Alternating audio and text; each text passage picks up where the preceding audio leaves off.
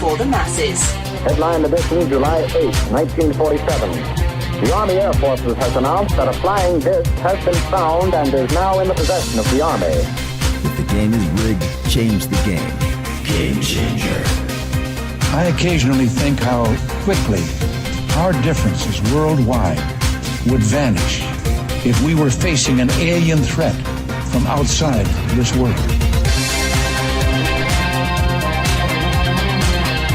This is Fade to Black with your host, Jimmy Church, on the Game Changer Radio Network and KGRA, the Global Radio Alliance.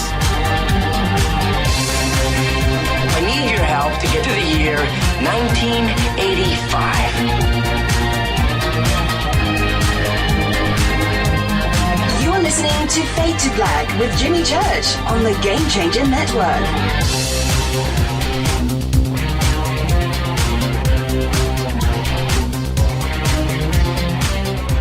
Welcome, Fade to Black, Bespoke Radio. That's right, for the masses. How you doing? How you doing? How you doing? It is Thursday. That's right. September 27th, 2018. 273 days into the new year, just 92 days left. As always, we are live from a bunker somewhere in the middle of beautiful Burbank, California. And I would like to welcome everybody listening all around the world, all across the United States. Hither and thither, to and fro, back and forth, up and down, east and west, north and south, far and near. This is Fade to Black for KJCR, the Game Changer Network, and KGRA, the Planet. I'm your host, Jimmy Church. What is cracking, everybody? How you doing? Yeah, it's going to be one of those nights tonight on the show. And first off, very excited, very special guest, Dean Radin is here. Finally. I know. We're going to be discussing, for the first time on Fade to Black, by the way, his career, the science of parapsychology. Yes, we're going to discuss the CIA and Stargate. And his latest book, which is called Real Magic. And the links for Real Magic are right there at jimmychurchradio.com. You can go and check out the book. It is, it's one of those reads. It's one of those reads. And Dean Radin is joining us tonight. And again, tonight, no fader night, okay? No open lines tonight. It's probably the first time that we've ever done this, in that we've gone 4 straight nights this week, 4 shows, 4 amazing guests. And not to have a fader night on Thursday night, which we've been doing that for years, right? And it feels strange to me, but when we have the opportunity to have on a guest like Dean Radin, everything changes. That's it. I ignore the audience. I ignore the fun of open lines, because we're going to engage in conversation tonight that I've been looking forward to for a very long time. Okay, so get ready for that. Dean will be with us at the bottom of the hour. Don't forget, all of our social media stuff is right there at jimmychurchradio.com, on Stellar, on stellar.com, ONSTELLAR.com. Go and sign up, register. It is the next great social media platform built for our community. It's right there on stellar.com. Also, Twitter. Okay, very simple, at JChurchRadio. And what you want to do, follow me at JChurchRadio. Hashtag F2B is the sandbox.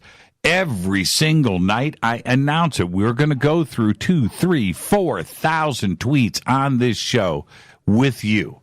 All right, now, when you hear me say something like that, you need to go over and check out the hashtag F2B feed. It's really that simple. and you will see what goes on there. It is so cool. Come over and engage in the conversation with all of the other Fadernauts. Hashtag F2B. Now, hashtag F2BQ is Fade to Black questions. All right, it's that simple. Email is jimmy@jimmychurchradio.com. Okay, now, I didn't announce this. I made a little blurb on Twitter about this right before the show, but some huge breaking news. And exclusively right now I'm going to do it. Let's get to it. To the Stars Academy of Arts and Science, Inc. has just released their semi-annual financial report to the Securities and Exchange Commission. That's right, the SEC in Washington, D.C. You can view the entire report and filing at sec.gov. Now, I'm not an accountant, but I will break down what I can for you in just a few minutes. The report was signed by Tom DeLonge, Louis Tomasino, James Jim Semivan, and Harold Putoff. Signed 2 days ago on September 25th. Okay? All right. Stick around. I'll break it down for you the best that I can in just a few minutes. Other breaking news. The University of Central Florida is now selling Martian dirt for $20 a kilogram plus shipping. This is not fake news, by the way. The team of UCF astrophysicists has developed a scientifically based, standardized method for creating Martian and asteroid soil known as simulants. That's simulants.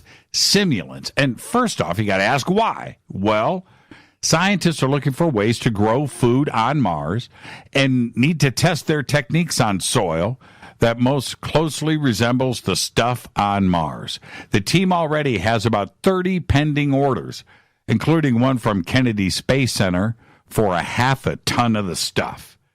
I got to get me a kilogram of Martian dirt. It just sounds like fun. Some Martian mud pies. Yeah, and you can get it. University of Central Florida. Now, also breaking news today, a new hidden Mayan pyramid has been found among thousands of ancient Maya structures revealed by new aerial survey using LIDAR by an international team of archaeologists in northern Guatemala. Yeah, you should see it too. It is ginormous. I'll get the links up over here on Twitter during the break.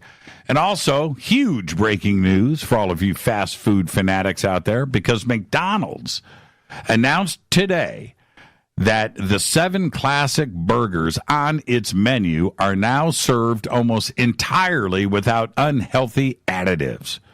That means everything from a plain hamburger to the restaurant's signature Big Mac sandwich is now available without artificial flavoring, food coloring, or preservatives. There you go. Don't forget to subscribe to our podcast. You can do it just $2 a month. And it's there for you that are not listening to us live. And you need the podcast. You need an app. You just need to listen to Fade to Black the next day on the way to work because you're sleeping during the show. I get that. Well, you can do it. It's just $2 per month. We have over 900 archive shows right there for you. Go to jimmychurchradio.com, click on the podcast banner. You can also become a Fadernaut over in our membership section on the site. And all of that is very simple to do. Just click on it and get what you need to do. You can get downloadable MP3s without commercials, right? So you can do whatever you want with it.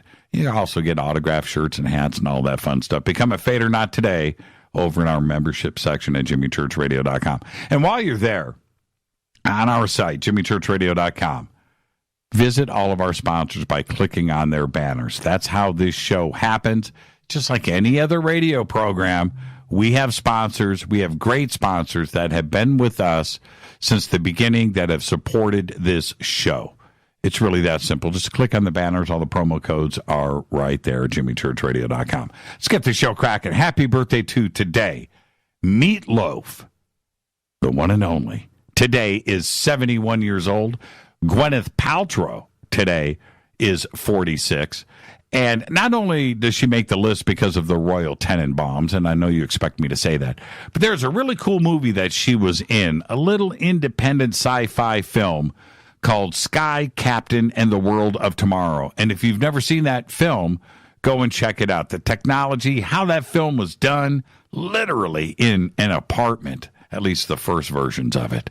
It's an incredible film, great special effects, Sky Captain and the World of Tomorrow. And, of course, she plays Pepper Potts in all of those Marvel films. Also today, I've got to say it, and I will, Sean Cassidy today is 60. On this day in history, in 1536, Anne Boleyn, the second wife of King Henry VIII, is executed on charges including adultery, incest, and conspiracy against the king. And here you go. Here's our fader fact. Are you ready? The bumblebee bat is not only the world's smallest bat, but it's also the world's smallest mammal. It weighs in at only 2 grams. And there's your fader fact. Tonight, very special guest, Dean Radin, is here. We're going to talk about his new book. It is the first time he's been on the show, but his new book is Real Magic. And Dean has always been on the forefront of science and the mind. And we're going to go through all of it tonight right here on Fade to Black. Now, I mentioned earlier this breaking news. Let me hit my Fade to Black coffee before I get to this, because it's pretty insane.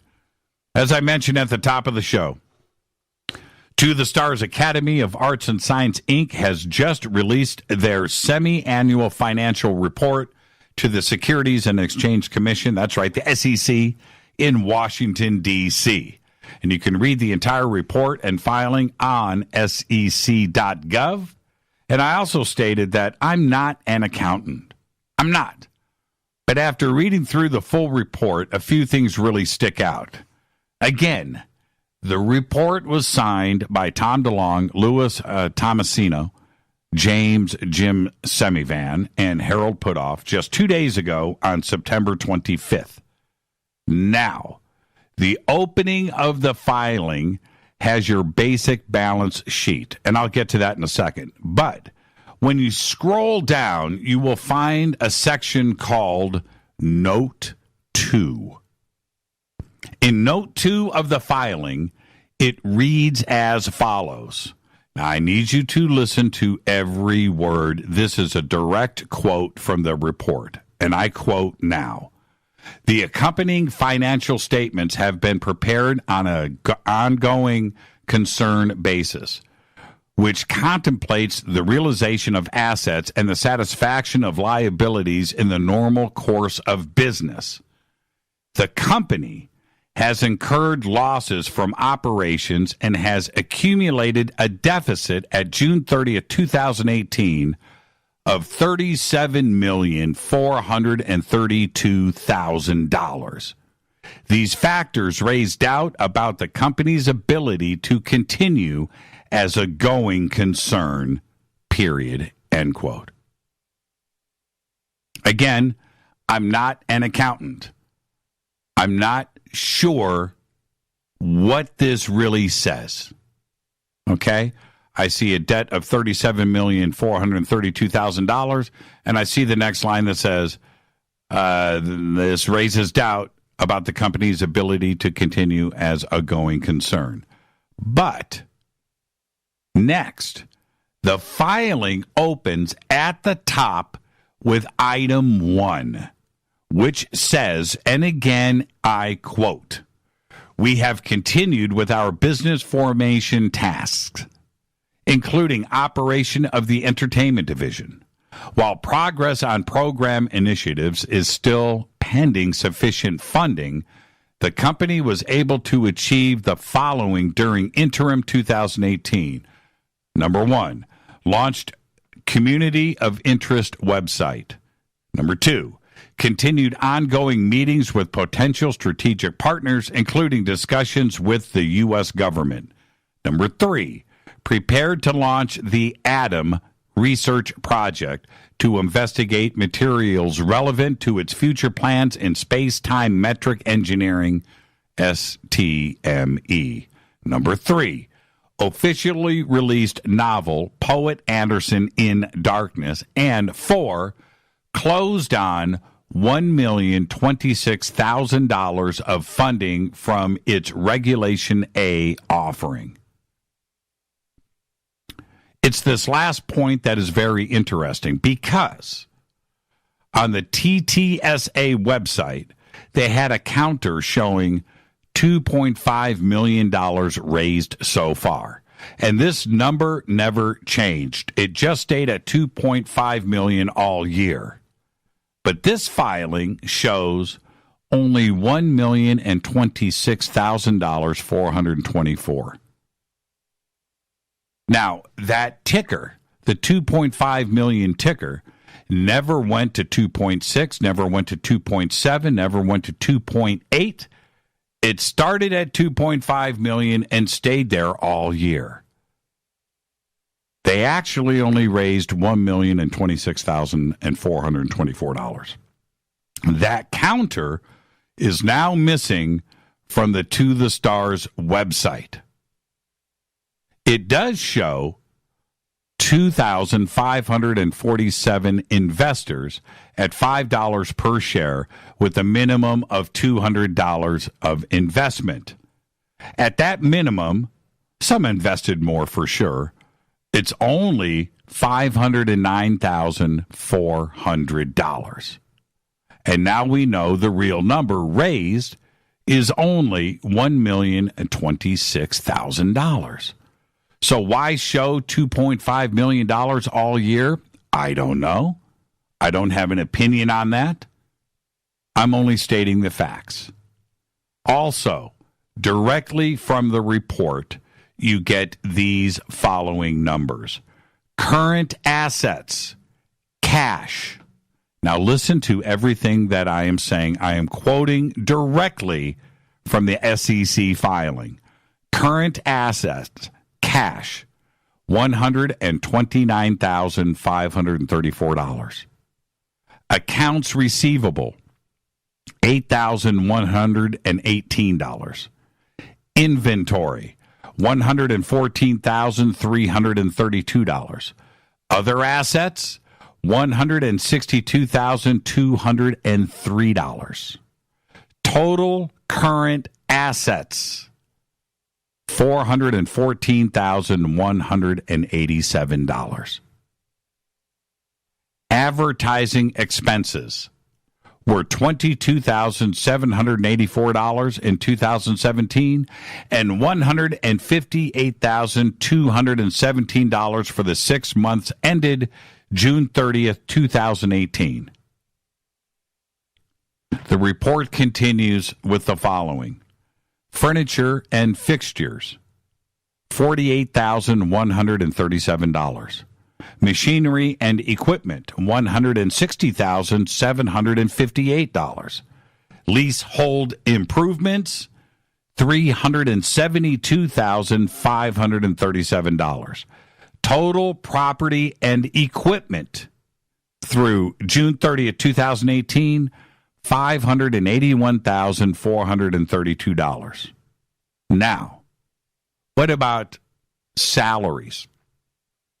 The only part on the financial statements where anything is relevant to this, it states general and administrative cost, $246,334. But there's a second number, sales and marketing, $594,628. I'm going to continue. Two very crucial numbers. Revenues for 2018. Revenues for 2018 are $369,510, with a gross profit for 2018 of just $133,602. Now, this does not make any sense to me. I don't understand much of this because I'm not an accountant, and I'll say it again before I'm done. But I'll read again the last couple of lines from Note 2. The company has incurred losses from operations that has an accumulated deficit at June 30th, 2018 of $37,432,000. These factors raise doubt about the company's ability to continue as a going concern, end quote. Again, I'm not an accountant, but TTSA is a public company. Hence, this filing with the SEC and posted on sec.gov, where anyone can check it out for review. There will be many talented eyes on this document through the days and weeks ahead. And maybe someone out there can make sense of it all, and let's all hope it's not as bad as it seems. But for me, my only opinion is this is nuts because it doesn't make any sense. I don't know where a $37 million debt comes from. And it just may be some fancy account speak for something to do with stock or borrowed money or rich people talk. I really don't have any idea. But one thing is for sure. The financial report is not what I expected to see. There are a lot of concerns about To the Stars Academy, Arts and Science, Inc., and I understand that. Today there was a metallurgy scientific report that was released. I'm still getting through that. There are questions about that, too, as well.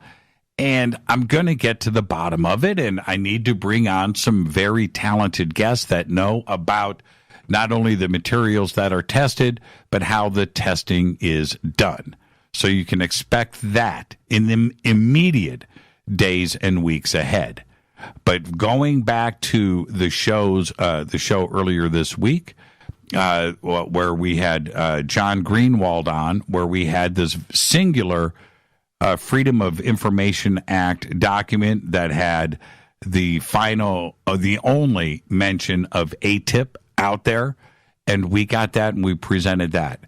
There have been a list of questions that I have been talking about on this show for a very long time, and it's only about the obvious.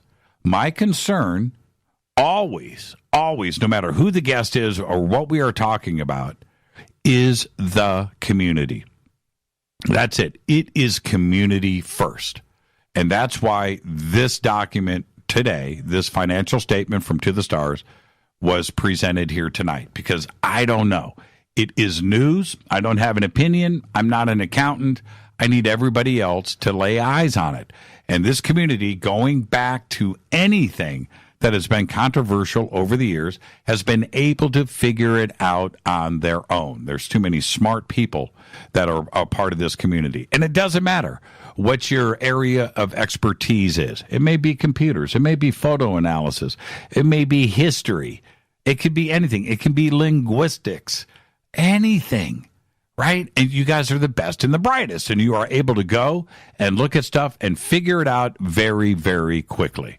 And that's what this show is about. And that's why I presented this tonight.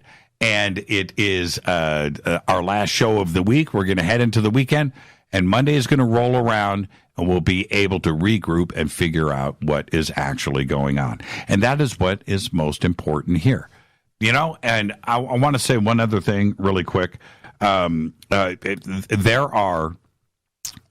was sitting and discussing, it doesn't matter with who. I was sitting and discussing yesterday and today the situations that are going on all the way around us in every single segment of our community right now. And it seems like it's a little chaotic and a little rough. And it doesn't matter if we're discussing Egypt or lost history. It just doesn't matter. And the researchers that are involved there, or if it's ufology, and if it's to the stars, or if it's other whistleblowers, and if yesterday guy and the trademarking of disclosure, and you go all the way around from ghosts to Bigfoot, and pick a researcher, pick a segment, and there is something going on right now. So look, it's okay. We have to look at it like this. First off, it's exciting, right? It's exciting. We have breaking news all the way around us. But the second point that I want to make very clear, so all of you can just kick back and relax, this community is a family. And if we don't have the ability and the fun of arguing and fighting and figuring stuff out amongst us, then there's no reason to do any of this. That's what is to be expected. It's just like Thanksgiving, where everything is just blowing up. You know what? But you wake up the next day and we fight another fight. That's it. And that's what's going on. So think about it. Okay? It's all good. This is Fade to Black. I am your host, Jimmy Church. Tonight, somebody that I've respected for so many years is finally here on Fade to Black, and that is Dean Radin, PhD. So get ready. When we talk about those exciting subjects of quantum mechanics and quantum theory and the science and parallel worlds and what is going on at the atomic and subatomic level and how everything is connected and how we communicate and telepathy and all of these things, right? And remote viewing. This is what Dean has been talking about for decades. And science right now is right on the edge of proving all of these fantastic subjects that we've been talking about for all of these years. And tonight we're going to do that with Dean Radin. I'm very excited about that. So get ready. When I come back after this short break, we'll be joined by Dean Radin. And not only that, but I have asked Dean to allow me to discuss his career and his past, the things that brought me to Dean first. So we're going to do that, and then we're going to go through it all tonight from A to Z. I'm your host, Jimmy Church. This is Fade to Black. You can follow me on Twitter at JChurchRadio. Email is jimmy@jimmychurchradio.com. It's all simple, and I'll be right back with tonight's guest, Dean Radin. Stay with me.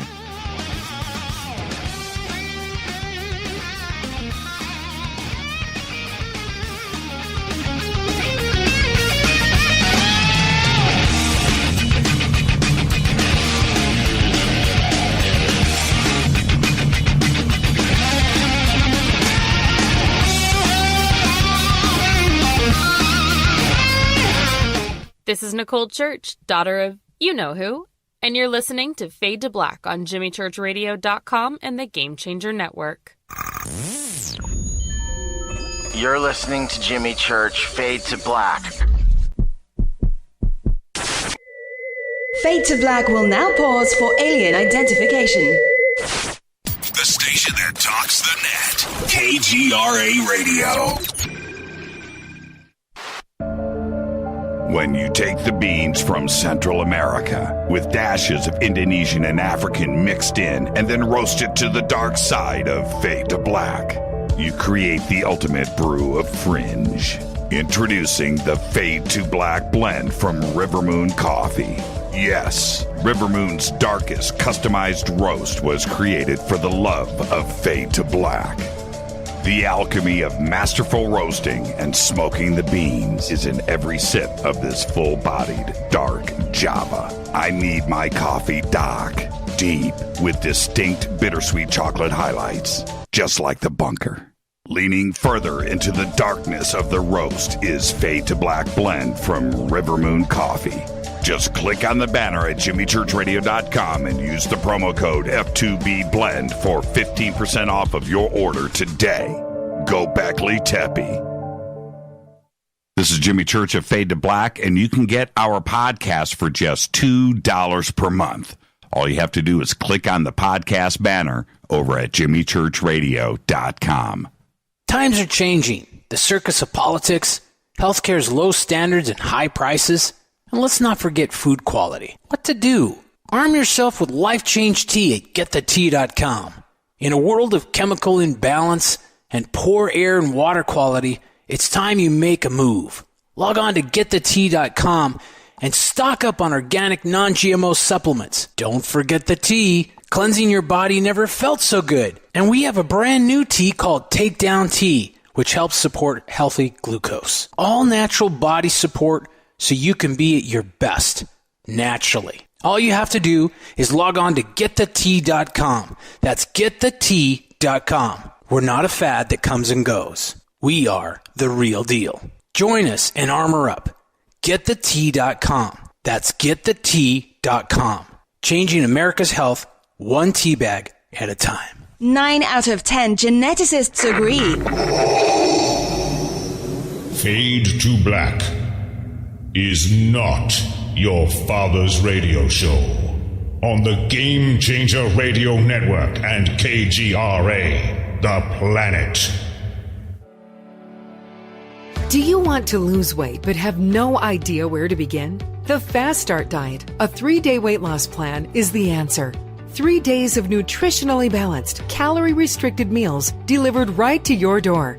No shopping, no measuring, and no cooking. Everything is prepared for you and ready to eat at home or on the go. The Fast Start Diet has all the amazing benefits of intermittent fasting without starving.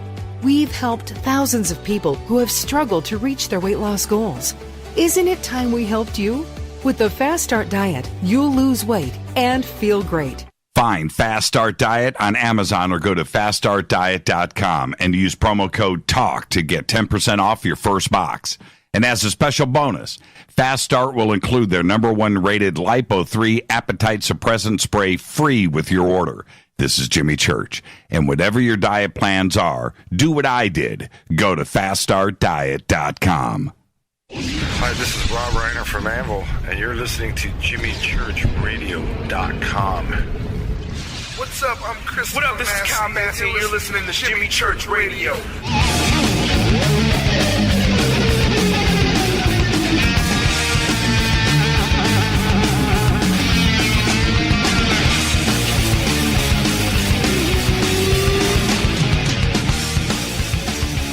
Welcome back, Fade to Black. I'm your host, Jimmy Church. Our guest tonight, Dean Radin.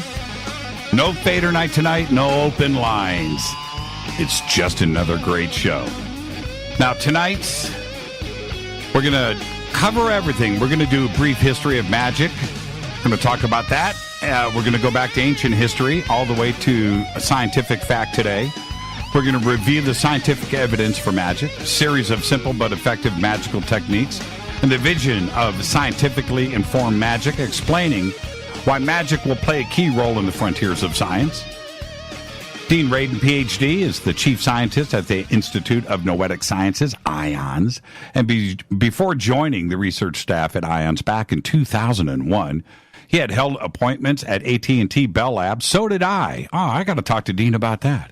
Princeton University, University of Edinburgh, and SRI International. He is the author or co-author of over 250 technical and popular articles, 36 book chapters, and 3 books including the award-winning The Conscious Universe, Entangled Minds, and the 2014 Silver Nautilus Book Award winner, Supernormal. His latest work is called, of course, Real Magic. The links are over at jimmychurchradio.com.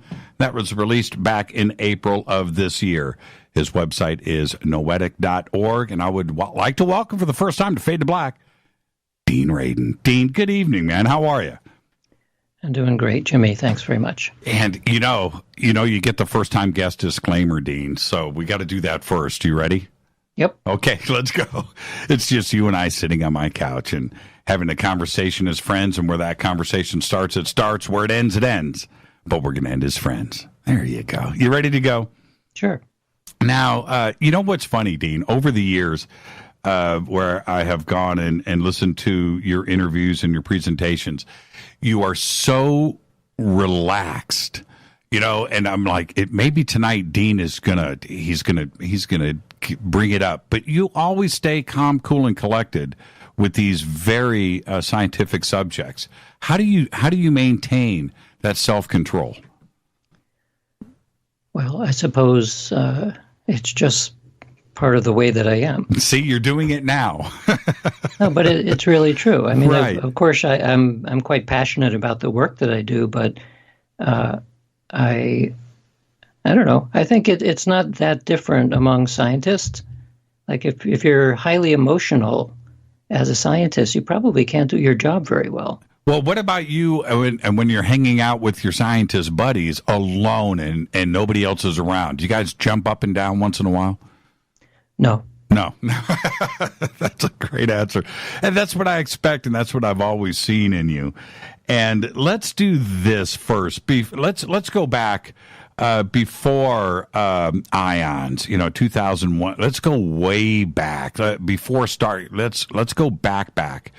And as a child, what attracted you to this? Did you have abilities? Was there something that triggered? Did you have an epiphany that led you here?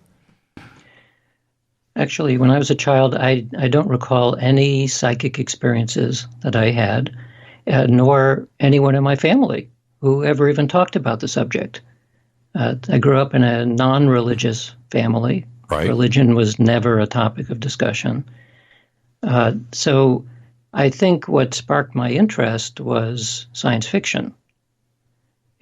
I read all of the science fiction I could find in a library when I was in junior high school. And when I ran out of science fiction, I read fairy tales, and then I started reading mythology, and basically I read a lot. So the thing that struck me even as a kid was how strange it was that in most of these genre of books, from science fiction, fairy tales, and a whole lot, they took psychic phenomena, or at least special mental powers, for granted. So I always thought, well, this is strange, because if these stories felt completely outlandish, like it's ridiculous, then why do people gravitate to it? Because you see it in fiction everywhere. It's been around forever. And so I never forgot that I wonder if this stuff is real. And so you jump 20 to 30 years in the future, and you have tens of millions of fans of Harry Potter for exactly the same reason. Right. That these ideas resonate with people at some level. And so lots of people are curious, whether they've had any psychic experiences or not, as to whether these things might actually be true. So that's what attracted me. And what about like Uri Geller, who did so much to bring this into popular culture, right? And that is a bona fide part of our society wanting to believe, and he's presenting it out there to the masses like that. Did he have any effect on you? Well, I suppose, although the moment that anybody is a performer, then there's always some suspicion. Because I know a lot of mentalists. These are performers who can fake psychic effects. And I have a pretty large collection of mentalist tricks. Sure. So I know how most of them work. It's always possible to be fooled. But because most of the standard tricks are easy to spot, or at least easy to protect against, some of the things that Uri Geller did could probably be faked. So you never know. So this is one of the reasons why both when people tell me about anecdotes, things that happened to them, I listen, because a lot of times it's quite interesting. But you don't know what it is. You can't know. That's why I always default to go into the laboratory, because there you do have the possibility of actually knowing what happened. So I put a much more confidence on laboratory results than I do on people who perform amazing things. And when you go into the laboratory, strangely enough, you can have an attitude maybe going in. Are you going in maybe as a skeptic, as a hardcore scientist, or are you maybe trying to actually debunk something? Well, all science is you have to be skeptical as a scientist, otherwise you're not doing your job. Right. So to devise a properly controlled study, you have to be more skeptical than people who label themselves as skeptics. You have to think of every possible way that somebody could tear apart the protocol. And you know that people are going to attack the studies anyway, so you really do have to second guess every possible way of making sure the study is tight. And sometimes you'll run a study and you discover a flaw, or somebody else discovers a flaw, so you have to do it again. So there's lots of iteration to make sure that you got it right. And the distinction between proponent and skeptic is actually kind of a false equivalency. I've sometimes asked to go on a show where there'll be me and a so-called skeptic who will have a debate. And I've given up on those. I don't do those anymore. Right. And the reason is that we're not standing on the same ground. That somebody could debate by saying, well, I simply don't believe it. Well, that's not debatable anymore. You can only debate when there are actually data that you can talk about, and analysis of data and those things. But a lot of the people who are professional skeptics, they don't talk about data. They talk about belief. So that's not worth my time.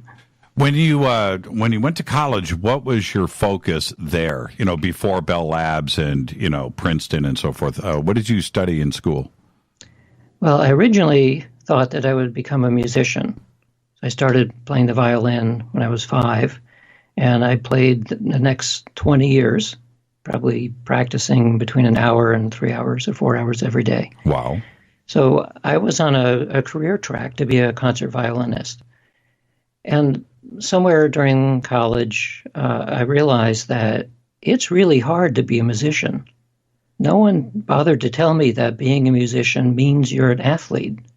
You're making your living with your body, essentially. And I've never been particularly strong. And you need to be strong to be a musician, especially professional. That's right.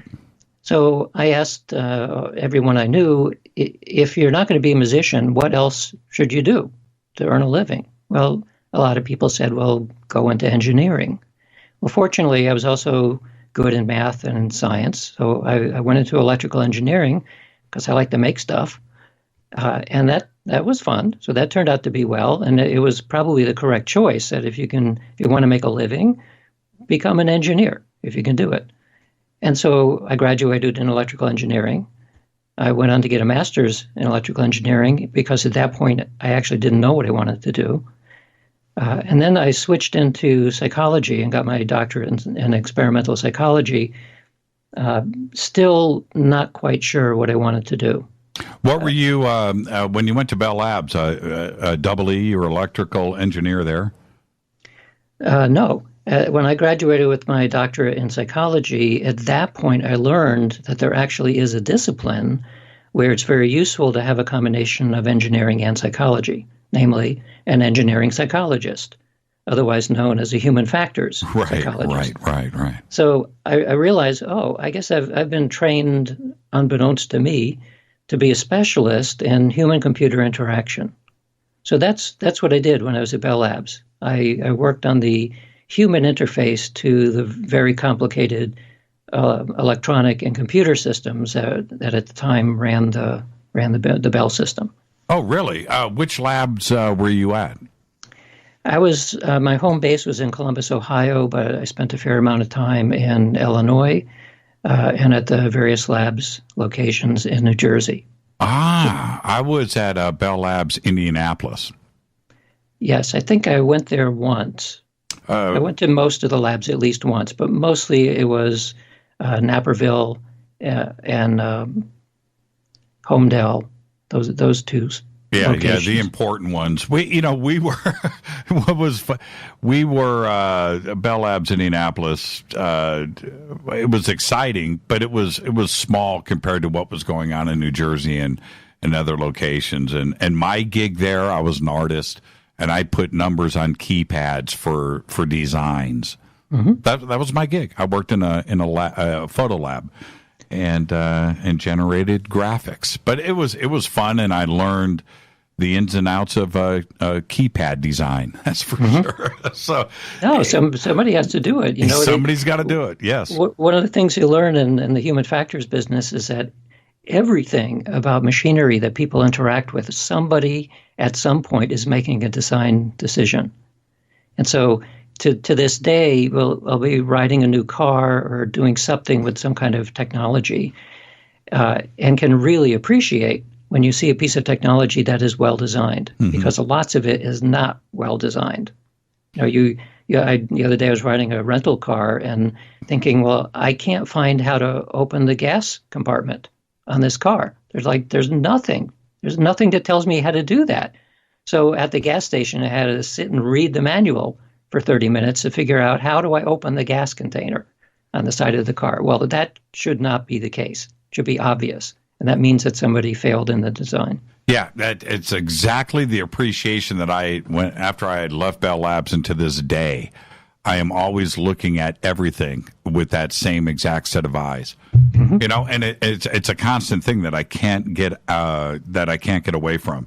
Every single element of everything around you was designed by somebody. It didn't fall out of the sky.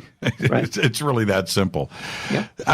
So I'm sure that the psychology part of your education had a lot to do with the way that you look at things so scientifically today, because the engineering degree coupled with all of this, it's either making things very easy for you, or you can't help yourself but jump into heavy research on whatever the subject may be, whether it's telekinesis or ESP or telepathy.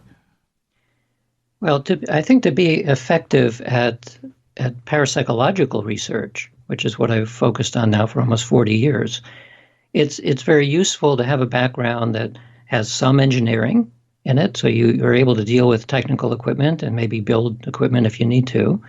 The psychology is very important because, among other things, you learn how easy it is to fool people and to fool yourself. Right. And at the same time, you learn about experimental protocols and statistics and how to do experiments, how to interact with people.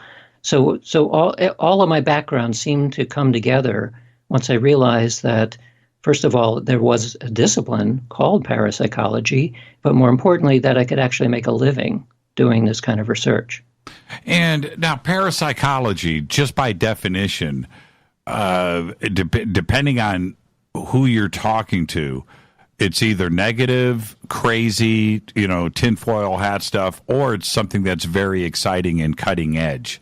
But that's the problem that we have here. Just the word itself, parapsychology, causes people to think in their own way what you're talking about.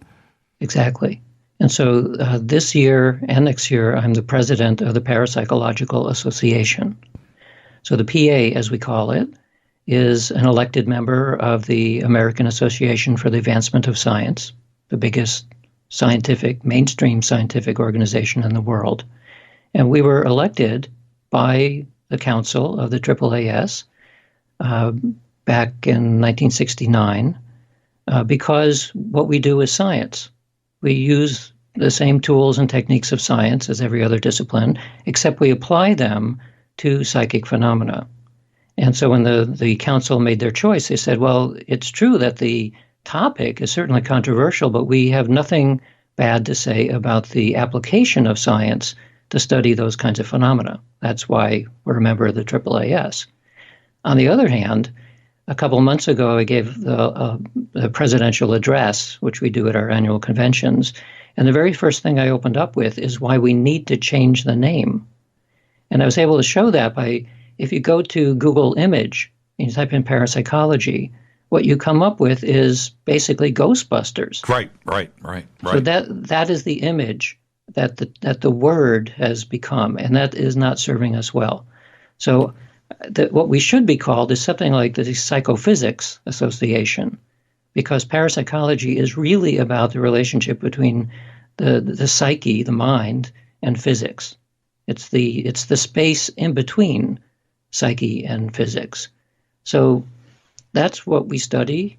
Unfortunately, psychophysics is already the name of a discipline, and so we can't use that. So coming up with a better name there's a lot of internal debate about what we should use and whether we should change it. So I don't know that we ever will. Yeah, you should be able to call it just magic, right? That's what you should be able to do, and you can't do that either.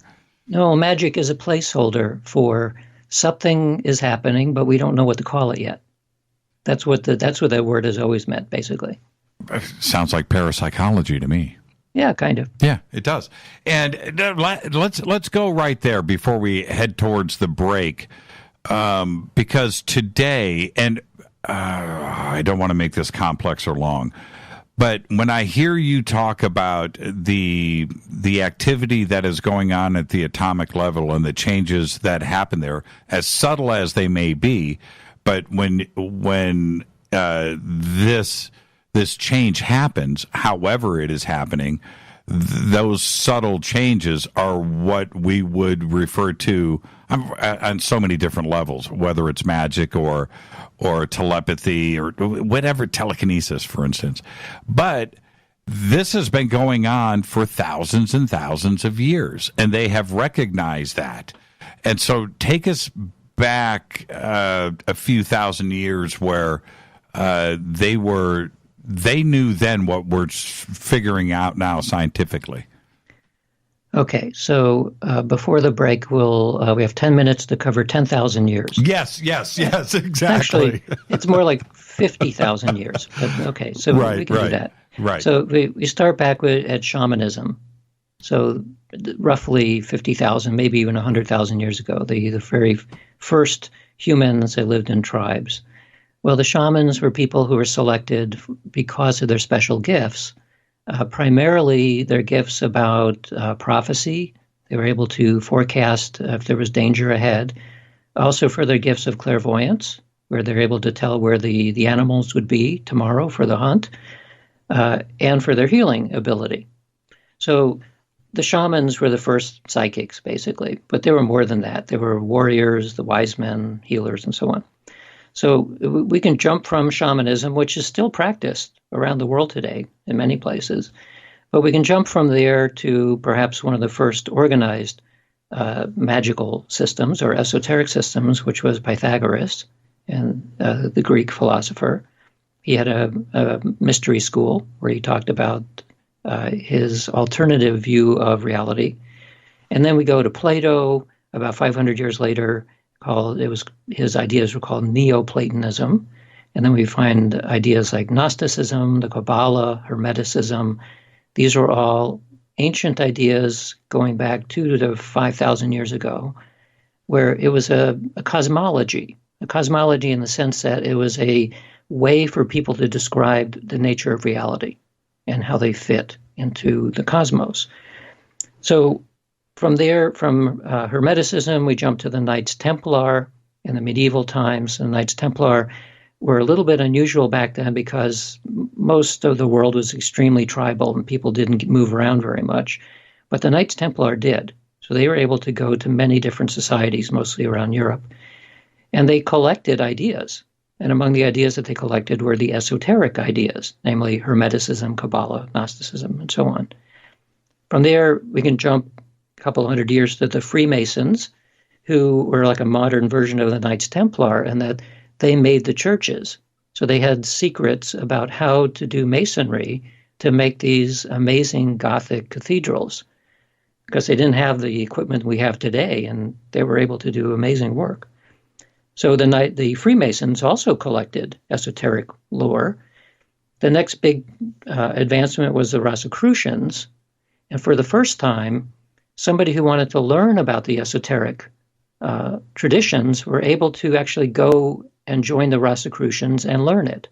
This is like a radical new thing where anybody could go and learn about this stuff, because prior to that, it was all word of mouth or an oral tradition. Right. So after the Rosicrucians, we have things like Theosophy, the Order of the Golden Dawn, which is a resurrection of ancient magical practices, chaos magic, and Aleister Crowley in the 1970s and before that. We have Mesmer in France, Christian Science and New Thought religions in the United States.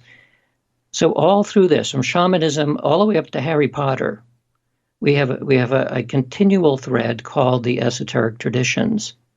It's called esoteric because it meant it was sub rosa. It was suppressed so that it was not what people were generally taught.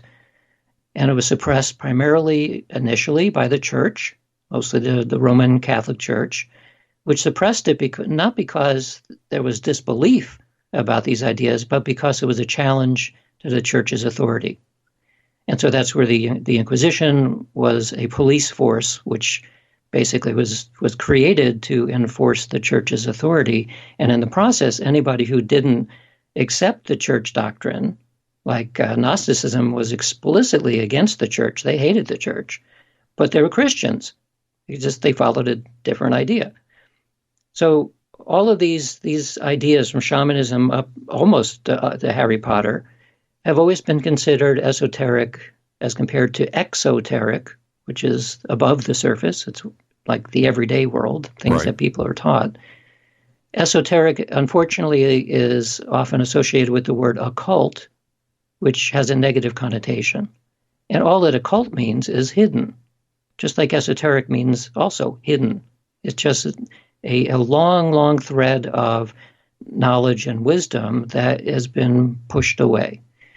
So now that we have the internet, what used to be an extremely secret set of ideas, you could find any of those books and manuscripts and ideas in a matter of 10 seconds by going to the right website. So it's not really esoteric traditions anymore. They're all easily available, but you have to know where to look, and then you can find it.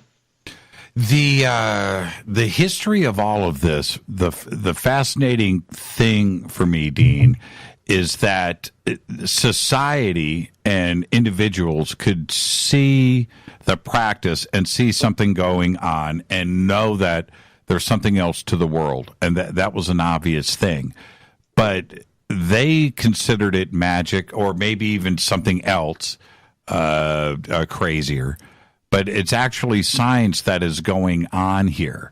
Why can't we get, I know we're working on it today, but why can't we get science and the other fringe part of this to overlap so we can just start knocking these dominoes down and showing everybody that there's some really beautiful things going on out there? Well, and that is exactly the segue into my book. Because, yes, so I can tell you must have read some of it, because that, of course, is the entire theme of my book, Real Magic. How do we connect these ancient traditions with modern science? And I see, at least the way that the reason why I wrote the book is there is a very, very clear connection. Let's take a break right here, and when we come back, I want to discuss Stargate. But there's a lot of science that is involved there too, as well, and we'll do that, and we'll just work our way right up to Real Magic. This is Fade to Black. Our guest tonight, Dean Radin, PhD.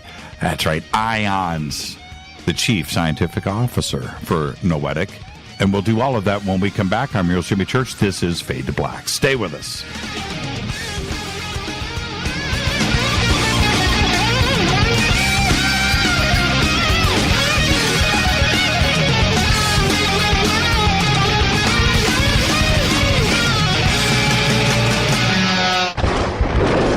This is Fade to Black with Jimmy Church on the Game Changer Radio Network and KGRA, the Global Radio Alliance.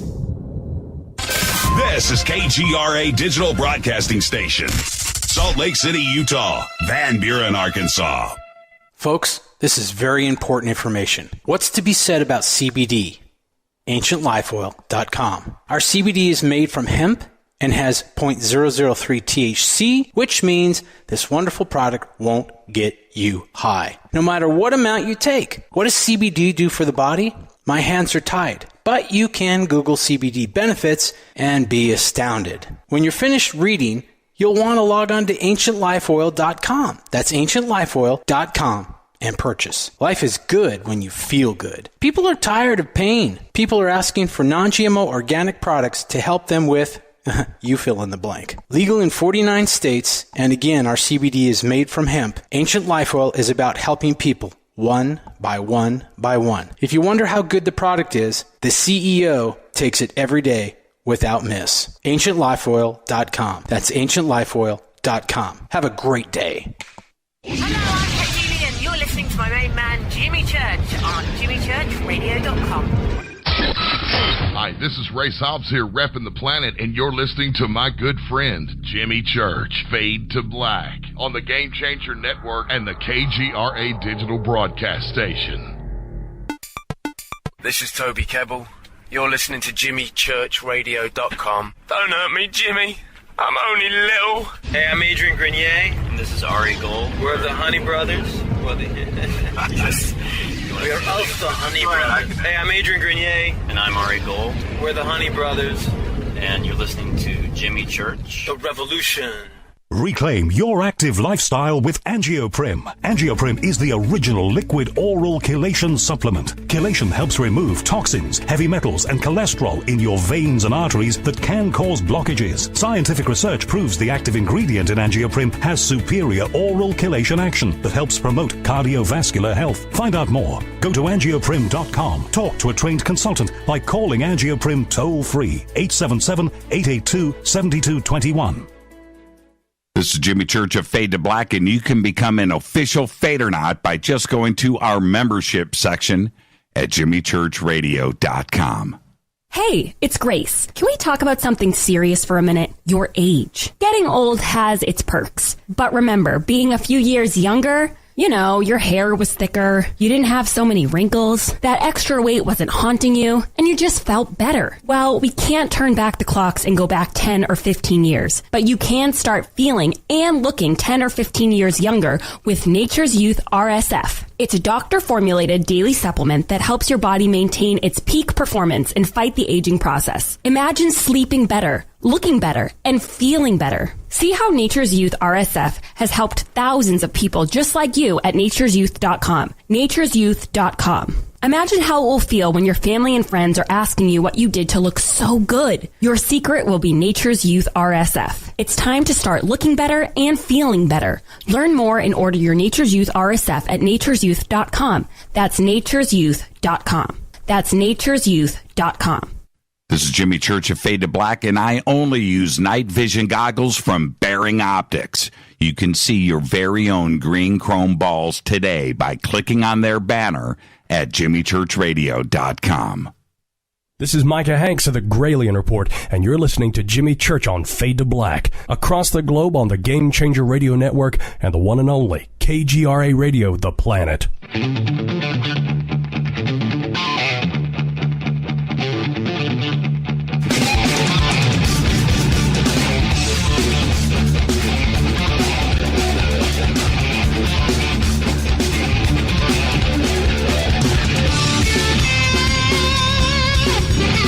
Welcome back, Fade to Black. I am your host, Jimmy Church. Our guest tonight, Dean Radin, Chief Scientist at the Institute of Noetic Sciences, IONS. And now, this is what I want to do, Dean. Stargate comes up on this show probably 2 or 3 times a week, not only from guests, but from the audience. They always want to hear about it. And I don't know if the movie has something to do with that, too, as well. It's kind of funny. But what was the Stargate project? Well, Stargate was one of the code words for a program that lasted for about 20 years. When I was on it, it was actually called Grill Flame at the time. Stargate was the last code word. So it was the government's use of psychic espionage. Primarily, it was they had reasons to believe that there were expert psychics who could see and describe things that were happening on the other side of the planet, including things that had not occurred yet, so precognitively, and also things that were in buildings where it was difficult or even impossible to get human intelligence inside the building. So it was, in a sense, a branch of the intelligence gathering world. And what years were you involved? I was at Bell Labs at the time, and I took a leave of absence for 1 year. So I was there for the calendar year 1985. 1985, and at that point, what was your involvement? Did you have talents that you were exploiting, or were you there for the science part? I was a visiting scientist for the whole year. I met Ingo Swann and Joe McMonagle and many others at the time. My role was partially to help with threat assessment, and this is what a lot of intelligence is about. That you hear something about an adversary who has developed something, and you want to know whether or not it's actually a threat to national security. So we got documents that had been spirited out of the Soviet Union at the time, or what we used to call Red China. We would read the documents. Occasionally we would talk to somebody who was defecting to the United States and try to assess whether or not things that were psychic that were being talked about in these documents, whether they were credible or not. And in some cases, we would try to replicate things that we had read about. So that was a big part of what I did. I also ran a couple of experiments, and I used part of my time there to be the program chairman of one of the meetings of the Parapsychological Association. That sounds like the most exciting thing one could do. I mean, how exciting was it to be involved, even though it was just for a short year? How exciting was it? It was mind-boggling. Right. It really was. One of the strangest aspects of the whole thing is that at the time, this was a TS-SCI program. It's above top secret. It's so-called carve-out program. So it's in the deep black. Nobody is allowed to know about it. Even if you have top secret clearance, you can't know about it until you're read in on the project. So you get this, you see this book and you sign it along with, you can see everybody else who signed it. And this program is probably known by perhaps 100 people, maybe 120 in the United States. For a long time, even the code words were classified. You couldn't say anything about this. So we'd go into work. This was at SRI, and we'd be doing all kinds of interesting psychic things. And when you leave work, not only could you not talk about it, but the prevailing opinion, and this is still true somewhat today, but the prevailing opinion among scientists at the time was this psychic stuff is nonsense. It couldn't possibly be true. So outside the building, that's the attitude you had to adopt. Inside the building, we were doing it. So this didn't feel very comfortable to me after a while, that you needed to become kind of a professional schizophrenic. Inside the building, you're doing amazing futuristic psychic things. Outside the building, it's all nonsense. So that just never set very well with me. No, I can only imagine. And at that time, who was funding the program? These are questions for myself. I've got the opportunity to ask. Was it the CIA? Was it an agency, or was it the Army? It was the tail end of the DIA and the beginning of the Army. Wow, how exciting! I mean, seriously. I mean, that's like a movie. Yeah. And when you're hanging out, was it Ingo and Joe? Were there members of the DIA that were monitoring you, or were you guys able to? I mean, tell me what that was like. Was it more free form, or were you given assignments? No, it was. We had tasks. I mean, some of them were operational tasks. What I mean by that is that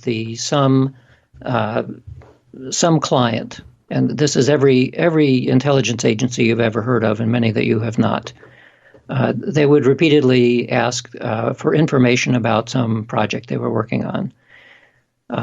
One example is the Joint Task Force, which is a combination of many military and intelligence agencies who are together working on something. So one of the most frequent requests came from the Joint Task Force, and they were working on drug interdiction. So they knew that somebody was going to enter the country, probably by a boat. They had no idea when or where. They would ask us, or they would ask the Army equivalent. The Army group was doing only operational missions. We would occasionally do operational missions, but mostly we were doing science.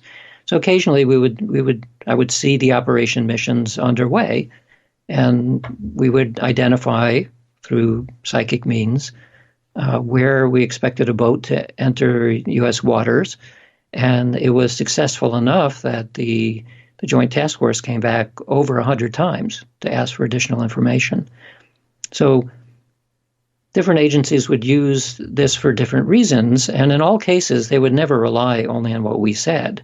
They would use multiple sources of information from lots of different approaches, and then ours would be used as a part of the jigsaw puzzle that they were putting together. But we knew that in many cases, the information we were providing allowed them to fill in the rest of the jigsaw puzzle that otherwise they would not have been able to do. When you first got to SRI, I'm sure you had a certain mindset and were trying to understand these things and look at it. But after a year there and you left, what did you take with you? What did you learn? Well, the main thing that I learned was I really, really want to spend my career doing this. That's what I learned. Because before that, I had already been doing experiments at Bell Labs. And in fact, that was a connection. The reason I went to SRI is because I was doing some experiments at Bell Labs. I got permission to talk about them at conferences, and somebody at a conference then recruited me for the SRI program.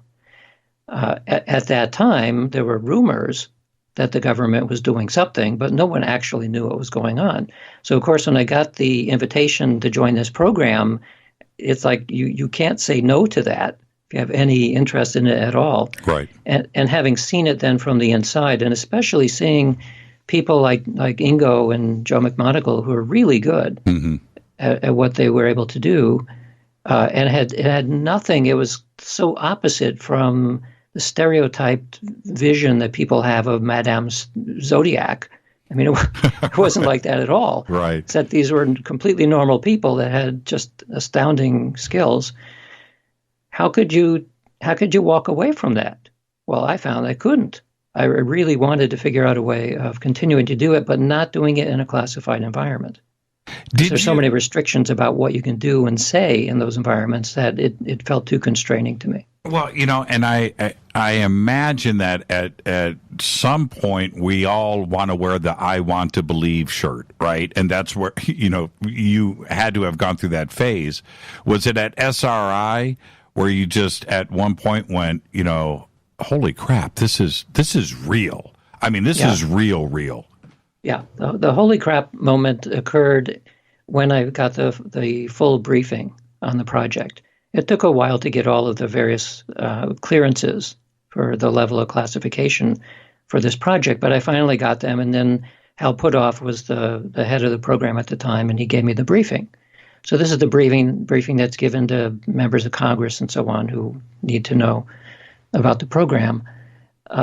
And much of that briefing now is available through books because most of the project has been declassified. But at the time, nobody had any idea how accurate remote viewing could be. And so I see one case after the other in real operational missions showing how good it could actually be with talented people. And it's mind-boggling. I mean, it gives you vertigo when you first encounter it. I can only imagine. Now, what about your oaths and security clearances and probably an NDA that was, extended? How much of it could you talk about when you exited the program, or you couldn't discuss it at all? No, when I left the program, I couldn't talk about anything. I mean, I went back to Bell Labs. Right. I returned after the leave of absence, and all I could tell people was I was working at SRI. I couldn't even tell them on what. And how long until you were, given your wings and freedom to discuss things? Actually, not until 1995. That's crazy. Right? Yeah. Yeah. When the program was declassified, then I was freer to talk about what was going on. And what happened next? You go back to Bell Labs, but in the parapsychological career of yours, what happened next? Well, when I went back to Bell Labs, I was determined to figure out a way of spending my time doing this kind of research. Right. And within about 4 months, I was invited to go to Princeton to work alongside the Pear Lab, the group in the engineering building, or the engineering college within Princeton, with Bob John and Brenda Dunn. And they had at that time just begun to start the Pear Lab, the Princeton Engineering Anomalies Research Lab. That's not quite true. They've been already going for maybe 5 years by that point. And I was brought in as part of a large grant that they got to be in the psychology department. That's where my appointment was. And I was there to create multidisciplinary programs that would connect the Pear Lab with the psychology department, with social psychology and philosophy and computer graphics and a few other areas on campus. But realistically, I spent almost all of my time doing cyber search because why not? That's what I was interested in. Was it at Princeton where you started to hone your skills with controlled experiments? No, I was already doing that at Bell Labs. So Princeton was a very nice place to stay and to work, because I was able to see what was going on in the Pear Lab firsthand. And I worked pretty closely with Roger Nelson, who was another psychologist in the Pear Lab for over 20 years. How do you demonstrate the power of the mind and its control over something that is animate? How do you do that, not only for your fellow scientists and for yourself, but for somebody that is completely new to this? Well, the experiments are pretty straightforward. Most experiments involving mind-matter interaction involve some sort of a target system that you're able to monitor carefully. And it's everything from water as a target to bacteria to cell cultures to small animal behavior, large animal behavior, human behavior, electronic circuits, the toss of dice, on and on and on. All kinds of physical targets have been used, some living and some non-living targets. And the protocols in most cases are approximately the same, that you give somebody instructions to try to influence the target, whether it's the roll of a die or the output of a random number generator, or human behavior at a distance, or even human physiology at a distance. And then you have periods where you withdraw your intention. So you're trying to intend a change, and now you're stopping that, and you go back and forth many times. And then you look at the recording of the physical system, and you see whether or not it was the behavior in the system was corresponding to the mental instructions that the person was giving. So that's how you do it. So it's always a comparison between an intentional control system or an intentional control instructions and a withdrawal of that intention. Are these repetitive in that, you're mentioning the roll of the dice or effects on water or, germs or bacteria? Are we talking about thousands? How many times do you have to establish a pattern? Well, the effects that we see in virtually all of these systems is very, very small. So in a single session where an individual is asked to do something, it might only take a half an hour. And over the course of a half an hour, maybe 40 alternations of now concentrate and now relax. So in a given session, you can't ask somebody to spend a long, long time trying to influence something, because you get tired very quickly, right, and your mind begins to wander. So you do many, many sessions with many, many people, and then you use statistics to see whether or not the system is behaving according to the protocol. I want to ask you probably a strange question, but I think you'll enjoy it. I've watched all of those old black and white films of the Russian experiments, right? And you know what I'm talking about, the movement of objects and stuff. Yep. Real or fake? Some of it was probably real. It's not necessarily the case that it was psychic, though. Like, for example, in some cases where you see somebody straining like crazy, like their head's going to pop off, their hands are quite close to the target that they're trying to influence. That's right. And there are electrostatic effects. There's heat convection effects. There's all kinds of mundane, subtle, but real physical effects that happen when you bring your hands close to something. Electrostatic, as I said. So you don't know. It's only when you do a protocol where you're either far distant from the target, so that there's no ordinary way that you can interact with the system, or you're working with a system that is so well controlled. Like you could have your hands near it, but perhaps the target's in a vacuum. Right. In which case, then there can't be heat convection. It can't be lots of things, but you can still be close to it. And most of the experiments that I do, I don't try to shield the system so much that you can still be close, because it's really tough to do that. Like the moment you get near something, all kinds of things are possible. So about the closest that anybody can get in any of our experiments is about 2 meters. And oftentimes we'll do it over the internet so people can be kilometers away. Right. Yeah, because I would watch those films. I don't want to spend any more time on this, but some of it could be heat. Some of it could be even wind. I mean, their arms are waving, right, crazily. Some of the stuff, though, is under glass, and it's a bit different. And once I determined, okay, all right, this is just whatever. But then I would watch it, I was like, well, wait a minute, there's something going on here, and I'm not sure. Do you think the Russians? Well, first off, do they still research this like they were so aggressively in the 50s and 60s? But do you think that they were really close to getting something perfected? Well, the Russians had a much bigger program at the same time that we did. Right. During the whole Stargate 20 years, the Russians had a program like 10 times 10 in terms of the number of people and the amount of money. From what we know today, they weren't really ahead of us in any way. They did spend a lot more time on psychokinetic effects, but as best as I can tell, they did not make any breakthroughs that and went beyond anything that we know.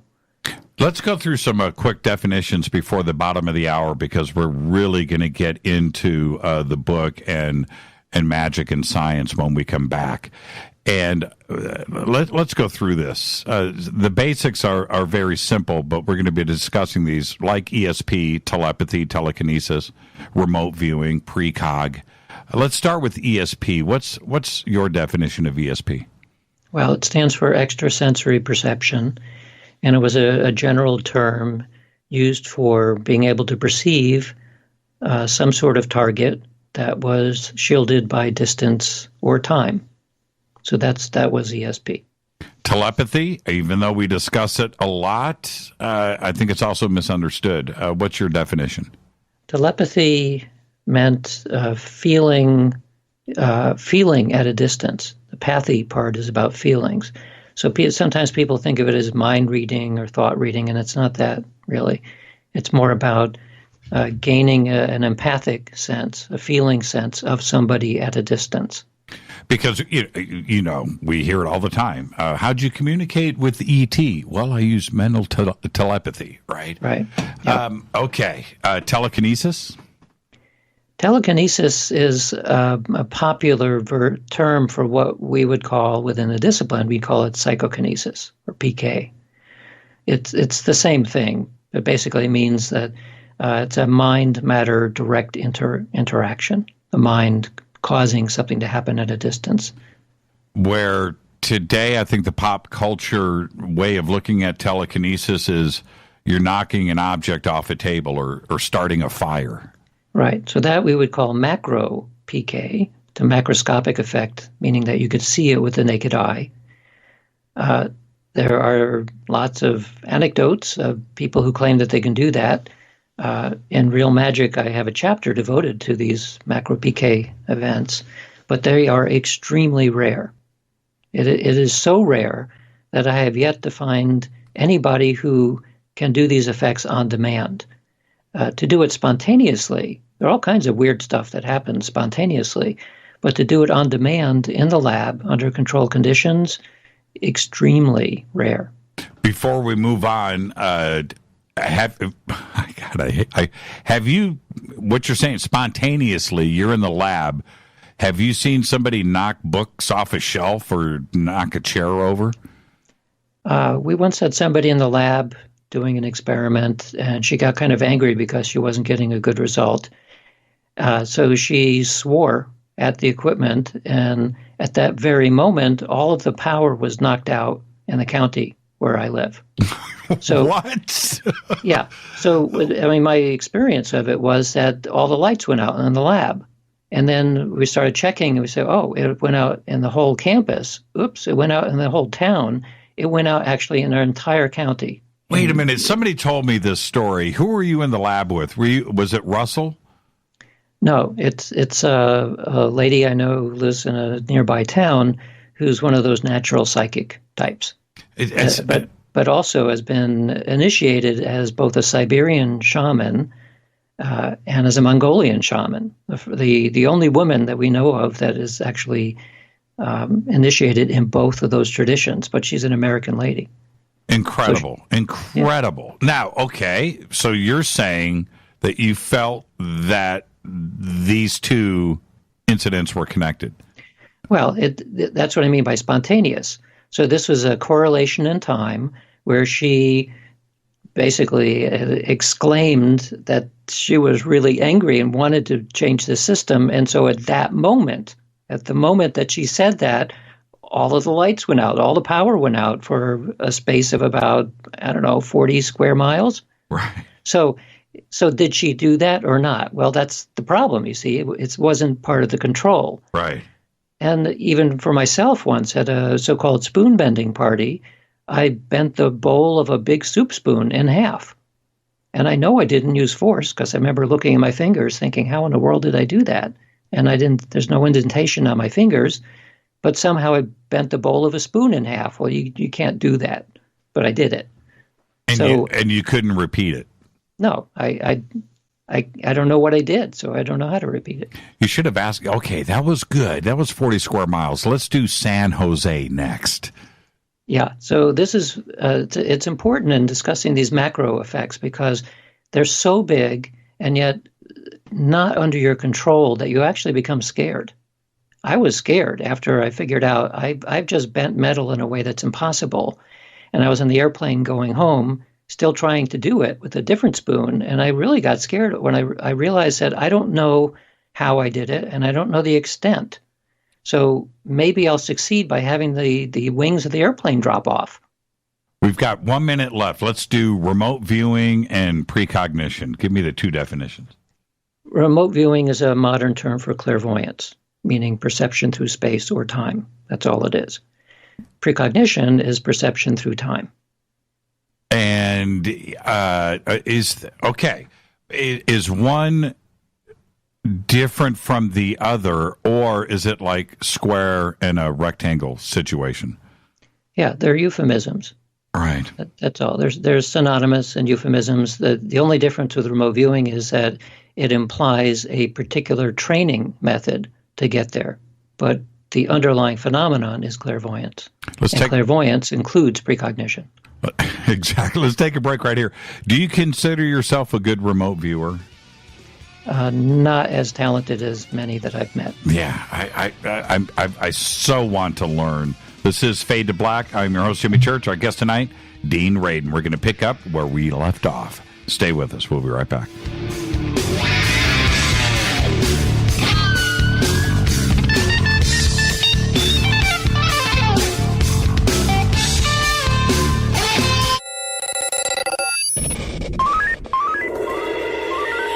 Way out here, we listen to Jimmy Church. You're listening to Fade to Black. Always on the edge of the hottest alternative talk. Jimmy Church with Fade to Black. KGRARadio.com.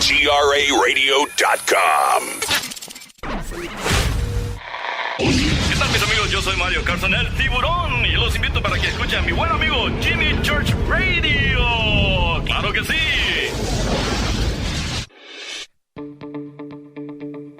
Hurricanes, earthquakes, wildfires. This year we've experienced more than our fair share.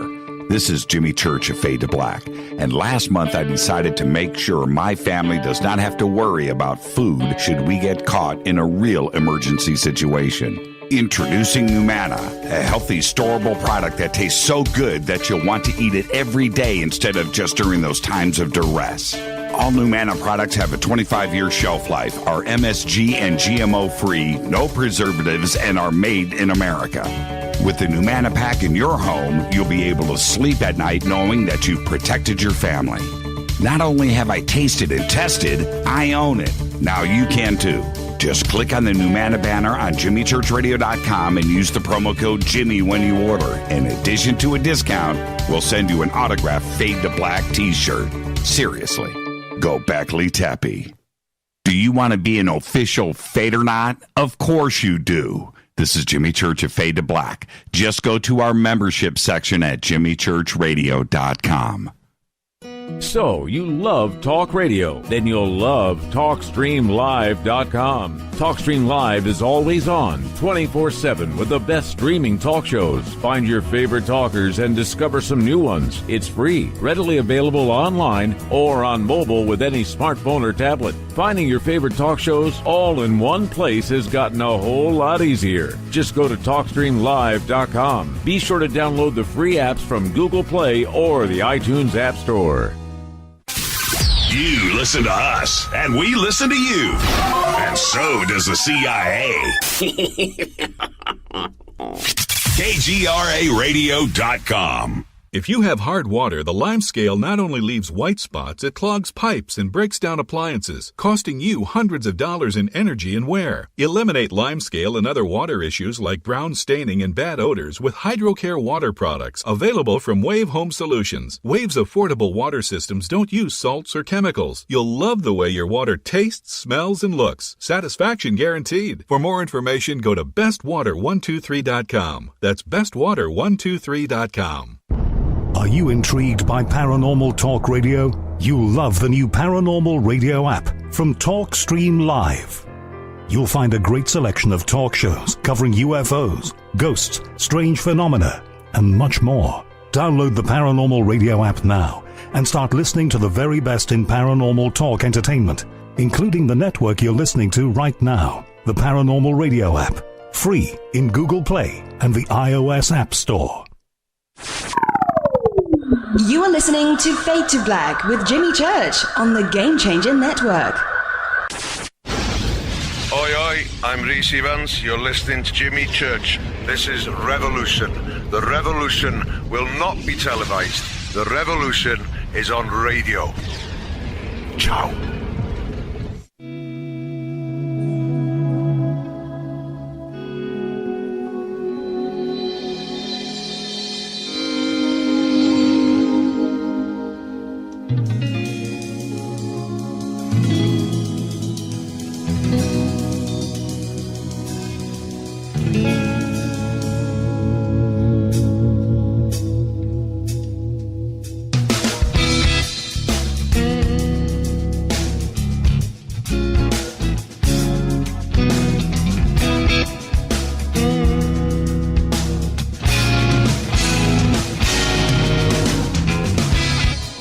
Welcome back, Fade to Black. I'm your host, Jimmy Church. You can follow me on Twitter at JChurchRadio. Hashtag F2B is the sandbox. Hashtag F2BQ is Fade to Black questions.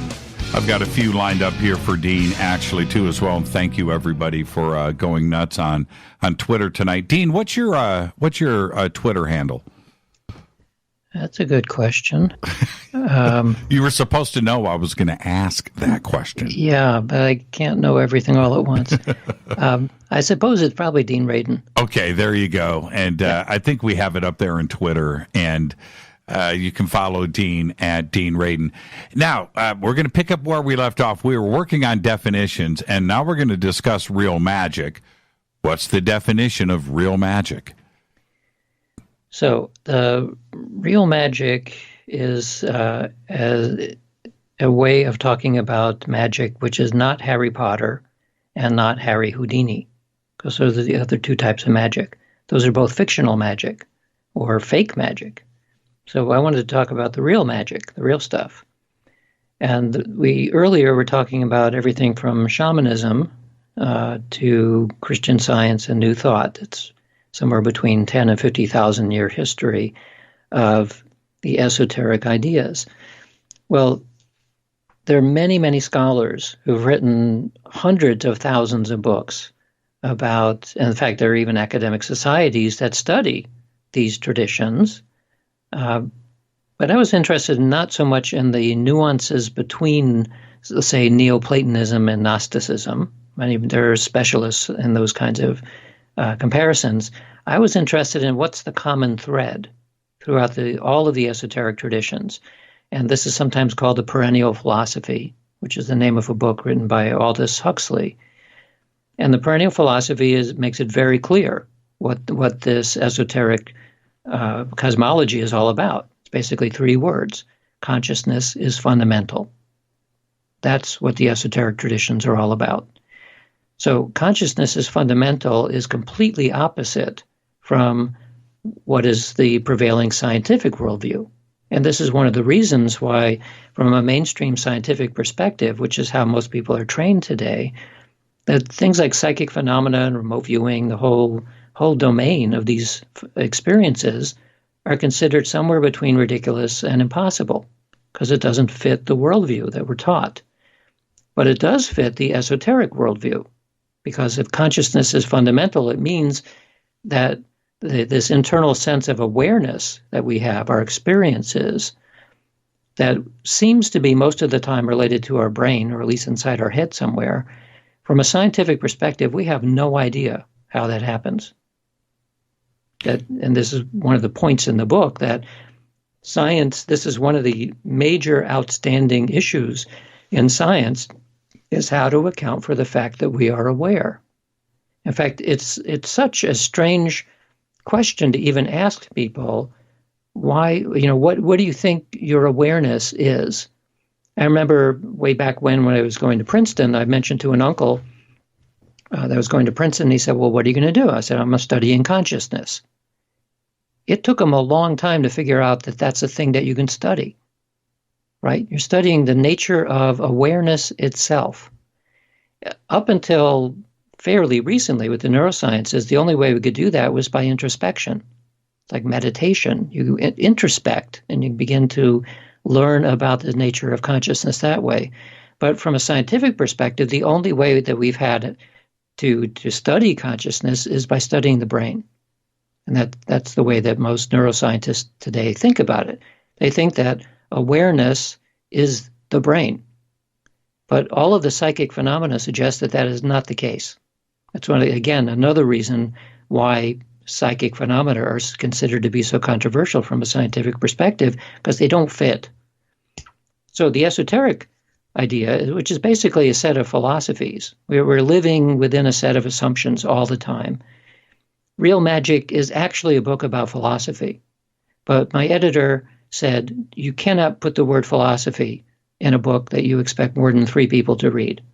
So, okay, well, it's about the philosophy of magic, which is really about our assumptions. Well, what do we think the world is actually made of? So you have 10 or 20,000 years of people who pretty much agreed that the world is made up out of consciousness. It's literally made out of awareness itself. So Real Magic then fits in with this idea, because if awareness is the real bottom, it's like the bottom of everything, not matter and energy, but consciousness itself, then suddenly awareness is primary over the physical world. And awareness being primary means that it's not in the physical world. The physical world is emerging out of awareness itself. That's what all the esoteric religions say. It's what all the mystics say, ancient mystics and modern mystics. They all say the same thing. And what about, let me jump in real quick. What about Hermeticism and alchemy too as well? It's all part of the same tradition. It is. Yes. So you do this synthesis and saying, well, okay, it's all about consciousness. But you look then at the practices of these esoteric traditions. It falls into 3 classes. And so these are things that people do based on this cosmology. So the analogy I make is that today's technology is to science as magical practices are to the esoteric traditions. So the magical practices is a technology of consciousness. So the three classes are divination. Divination means perception through time and space. It's associated with crystal balls, with doing tarot cards, with the I Ching, so on. The next practice is manifestation, or sometimes called power of will, which is psychokinesis. It's mind-matter interaction. The third category is called theurgy, which is all about communicating with disembodied spirits or entities of some type. So that's basically it. Those are the three types of practices that we call magic, real magic, and they're all based on this esoteric idea that everything is fundamentally made out of consciousness. And how do you, which is what is discussed in the book, of course, but how do you tackle presenting scientific evidence for all three? And one other question, and let's tackle two. Are you able to see movement at the atomic or subatomic level with microscopes of the effects? Because you mentioned bacteria earlier too as well. I find that fascinating. Mm-hmm. Where you are able to show movement, like maybe reversing the orbit of an electron or some crazy thing. Are you able to present that scientifically too as well? That would be almost the holy grail. Yeah. So the smallest system that's been systematically looked at is photons. So photons are pretty small.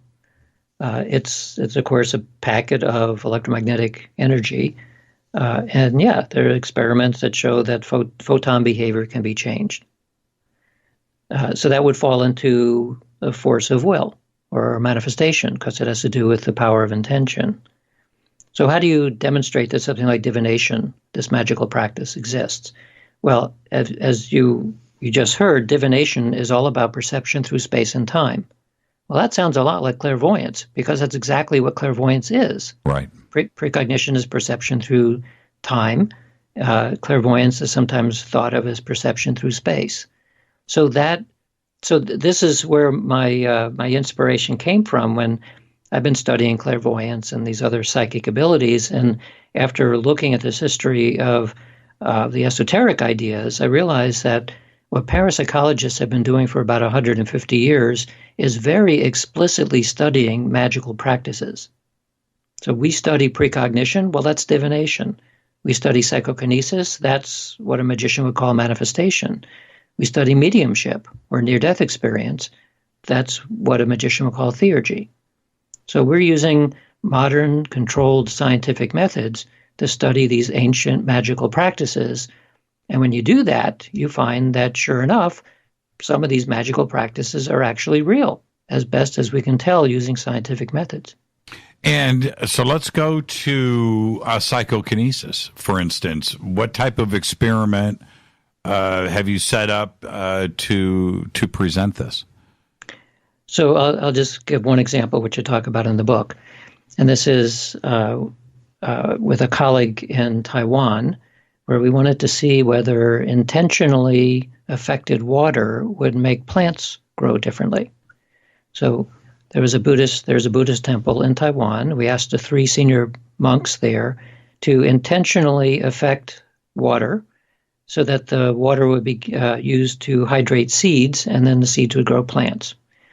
And then there was an identical batch of water that was not intentionally affected. So in order to do this in a proper way, after the water is affected and we have control water, from that point on, everything is double blind. So the person who is treating the seeds and measuring the plants and so on, they have no idea which batch of water they're dealing with, but they use both batches in growing these plants. And then later, the analyst gets the data, and they don't know which is which either, and they analyze it and get some kind of result. Well, before we get to the results, how are they affecting it? You know, what are they doing? Are they sitting and looking at a jar of water? And how is that happening? There are bottles of water in front of them. They're given instructions to intentionally bless the water so that plants that are grown with the water would grow better, show more vigor and better growth. Right.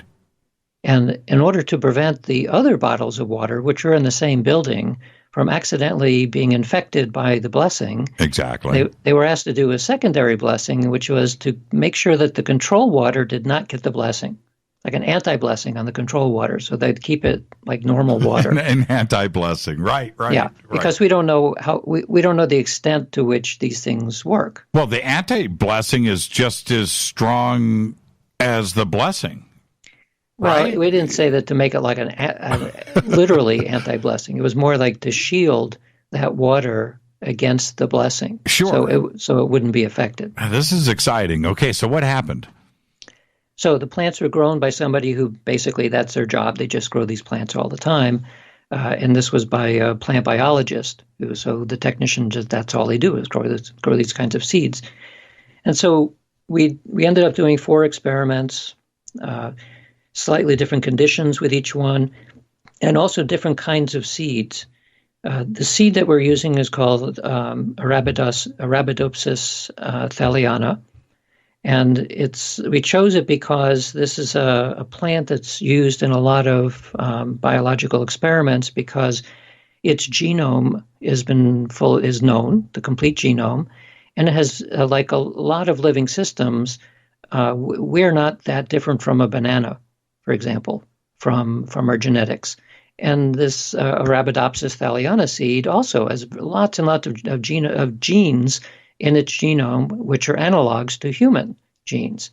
So you can study disease in genetics by looking at different kinds of plants, what the genetic effects in the plants, and you know that it would be similar in humans. So that's why the plant is used a lot in medical research.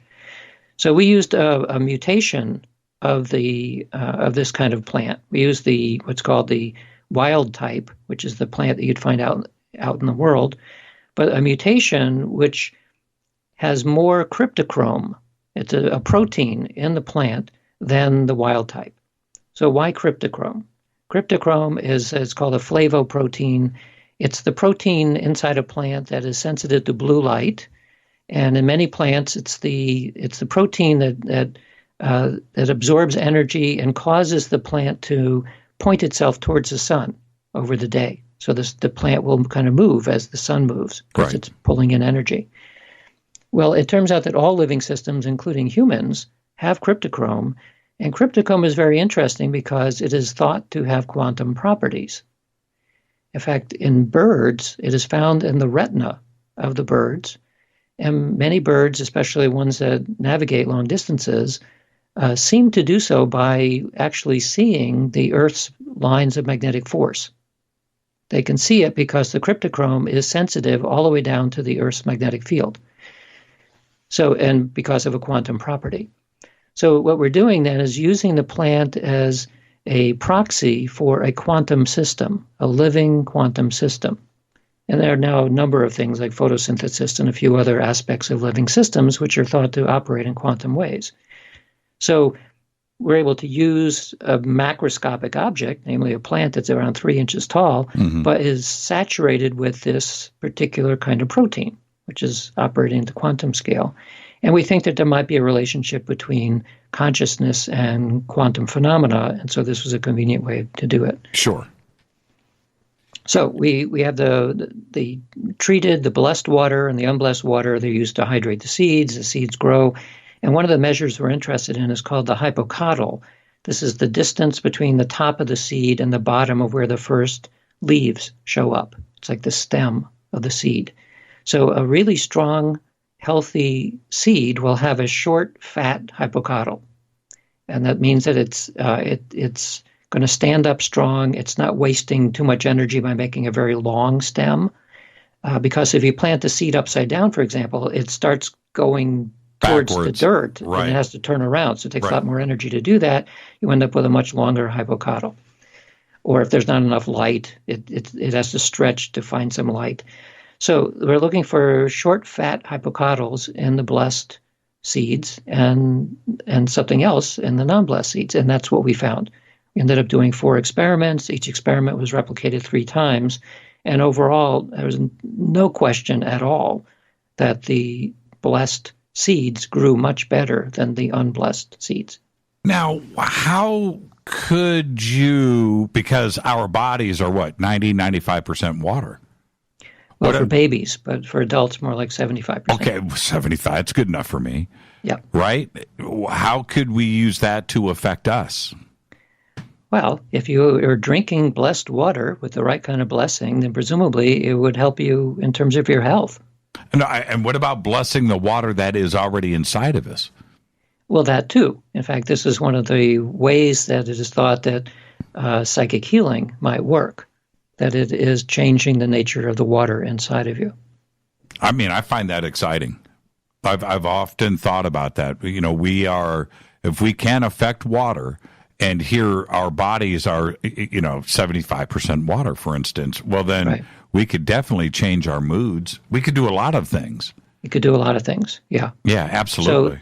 So we use the plants, again, kind of as an analog for human health, just simply to see whether it would do anything. Well, so we have pretty good evidence that it'll do something. It does something big. So, and of course, in this case, it's macroscopic. We're taking a seed and growing the seed and then seeing an effect which you can see with your naked eye. But the underlying effect, we think, is really, really subtle. It's a tiny little effect, but it just is amplified by the growth of the seed itself. Now, so you did you did 4 experiments, repeated it 3 times. Where were you at for success? 100%, 90%?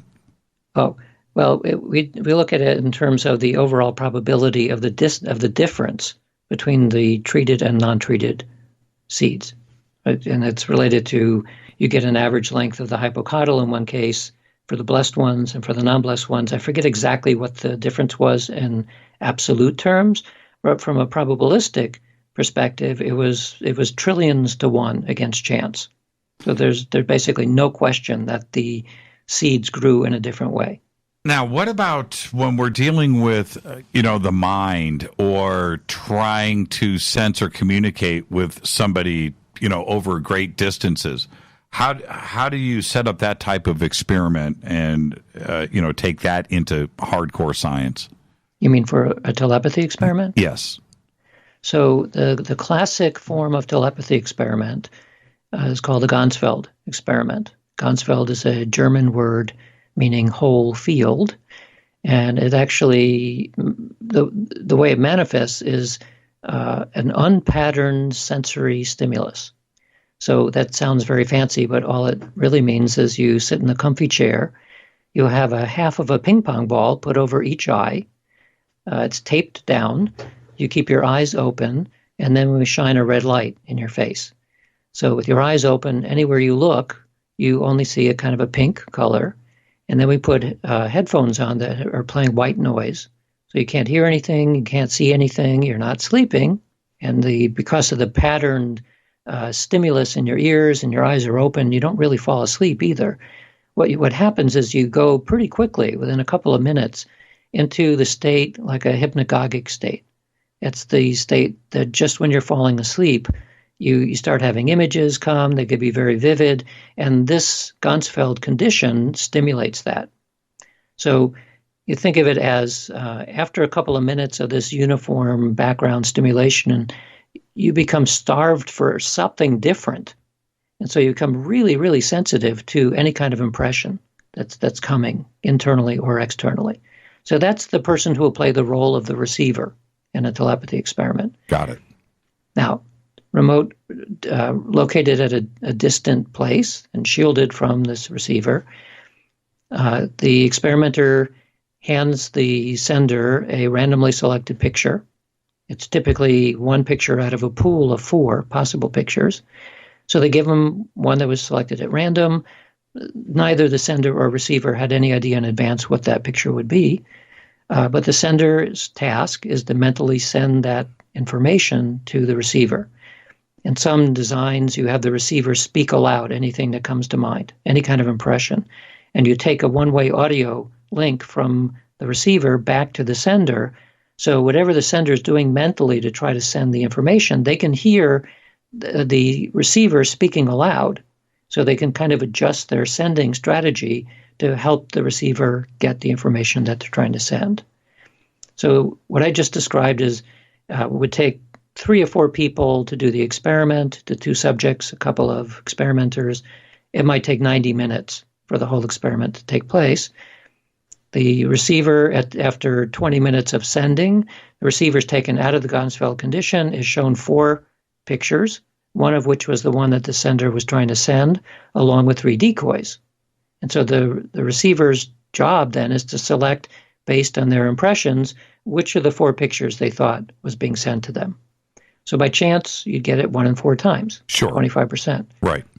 What we see after more than 4,000 sessions of this type, conducted in over 20 labs around the world, is 32%. So rather than getting it correct 1 in 4 times, it's correct about 1 in 3 times. Well, that doesn't sound very good until you do the statistics on this to find out, well, is this due to chance or not? Well, no, it's not due to chance. The odds against chance are beyond the quadrillion to 1, 1,000 trillion to 1, that you would get a 32% hit rate when 25% is chance. So that's how you can tell under very rigorous conditions with a very simple statistical method that people are getting more information. The receiver is getting more information than they should if all they were doing was simply selecting a picture at chance. And what about taking it to another level where they're not actually picking the picture, but they would have to draw what they were hopefully seeing or feeling? That would be closer to a remote viewing experiment. Right, right. So a remote viewing experiment differs because typically there you don't get to see 4 pictures at the end. You only get to see the final result, the one result. Right. And also remote viewing involves sketching. So you would sketch, you try to get your internal impressions and sketch it, or sometimes use words on a piece of paper. That piece of paper then is given to a judge. Now the judge might see the actual target and a couple of other targets, but the remote viewer typically doesn't, because you don't want to confuse the remote viewer with, in their future, seeing multiple targets. They should only see the one target that is the real one. Are you born, not you specifically, Dean, but is one born a remote viewer, or is this something that actually could be taught? There's definitely a talent associated with this. The talent seems to run in families, so there's probably a genetic basis. But everybody can learn to some degree, in the same sense that everybody can learn how to play tennis to some degree, but not everybody's going to become a professional tennis player. Remote viewing, out of all of these talents, remote viewing is the one thing that probably freaks me out the most, and I can't think of another word to use. When I see it done in real time, and I see the results, and I see the targets, it's pretty astounding to me. That is it's something that I can't express or put into words. It really, really freaks me out.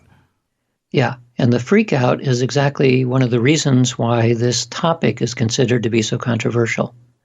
It's partially the freak out because it doesn't seem like we're struggling to figure out how can this be. It's also that we don't see high-level talent of this type very often. But by the same token, there are people who run ultra-marathons. Like they can run 24 hours in a row at a rate of 5 miles per hour. That's crazy. That freaks me out. Occasionally on TV you watch one of these CrossFit training things. Yes. Where there's a competition. Well, those people are not normal. Right. Yeah, certainly the exception. And let's take a break right here. We've got so much more to discuss, and we're quickly running out of time. Our guest tonight is Dean Radin. We're discussing his new book, Real Magic. And let's just do what we're doing and doing it best. Let's pick up where we left off right after this short break. I'm your host, Jimmy Church. More with Dean Radin right after this. Stay with us.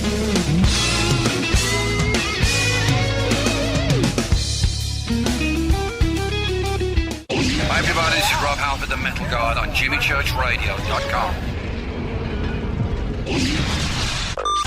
This is KGRA Digital Broadcasting Station. Salt Lake City, Utah. Van Buren, Arkansas.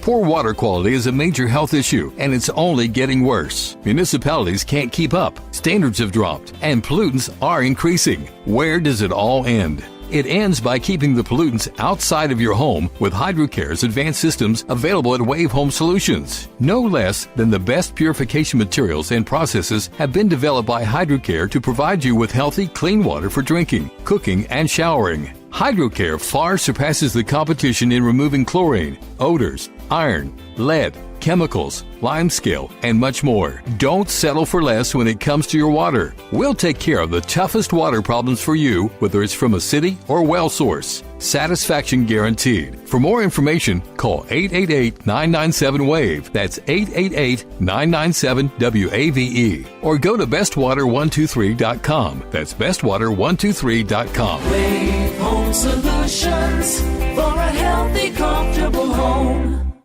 Your contact for current news and trending topics. KGRARadio.com. Does your basement or crawl space have a damp, musty smell? Well, watch out. That's a sign of too much moisture and not enough ventilation. And that can mean increased mold growth and the buildup of harmful toxins and gases. Don't bother with a dehumidifier. It just circulates the same unhealthy air. Now there's a better way to remove these dangers and odors. It's with the computerized Wave Moisture Control Unit that reduces moisture and expels pollutants. We replaced our old dehumidifier with the Wave unit, and in only 3 weeks, our basement is dry and the musty smell is gone. Wave units require no maintenance, no buckets of water or filters, and costs only pennies a day to run. Breathe better, live healthier with an affordable, no-maintenance Wave unit. Call 888-717-WAVE, 888-717-WAVE, or visit dryhealthyhome.com. Dryhealthyhome.com. Ride the wave. Wave Home Solutions for a healthy, comfortable home. This is Jimmy Church of Fade to Black, and I only drink Fade to Black blend coffee from Rivermoon. Just click on the Rivermoon coffee banner at jimmychurchradio.com. Promo code F2B Blend. So are you tired of being tired? Well, then it's time to get the tea. Hey, it's Lisa here to tell you about this all-natural, all-organic tea I've been drinking that has had great results for over 20 years. It's called Life Change Tea, and it's specially formulated to help detoxify and cleanse your kidneys, liver, colon, and blood all at once. The colon is one of the most ignored organs in the human body. The faster that waste is eliminated from the body, the less time that waste sits in our intestines, spreading toxins to our bloodstream. This tea helps cleanse chemicals caused by outside intruders from our entire digestive system. And get this, weight loss can be a side effect. And with continued use of the tea, you can experience clearer, healthier, younger looking skin, increased energy, and a happier outlook on life. So if you're tired of being tired, get the Life Change Tea at getthetea.com. That's getthetea.com. And like me, you'll be glad you did. Did you know that when you're on the road with limited data or Wi-Fi available, you can still listen to every minute of Fade to Black by just calling 605-562-4482. No smartphone, app, or internet needed. It saves your data plan and no extra cost if you have unlimited minutes. Just call 605-562-4482. You can listen to me, Jimmy Church, on any phone, anytime, anywhere. Go Beckley Tappy.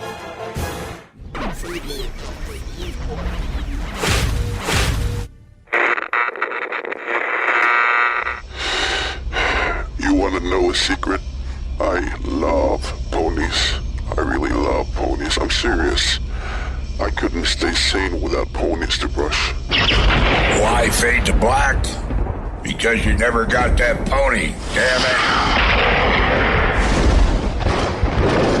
This is Fade to Black with Jimmy Church on the Game Changer Radio Network and KGRA, the Global Radio Alliance.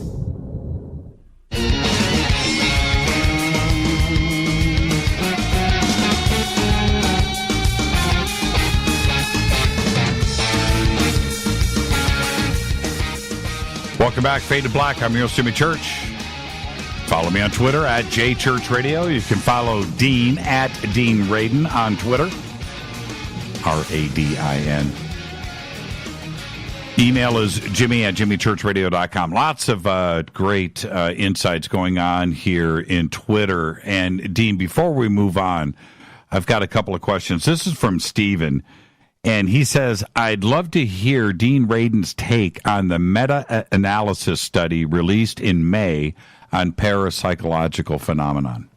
Mm-hmm.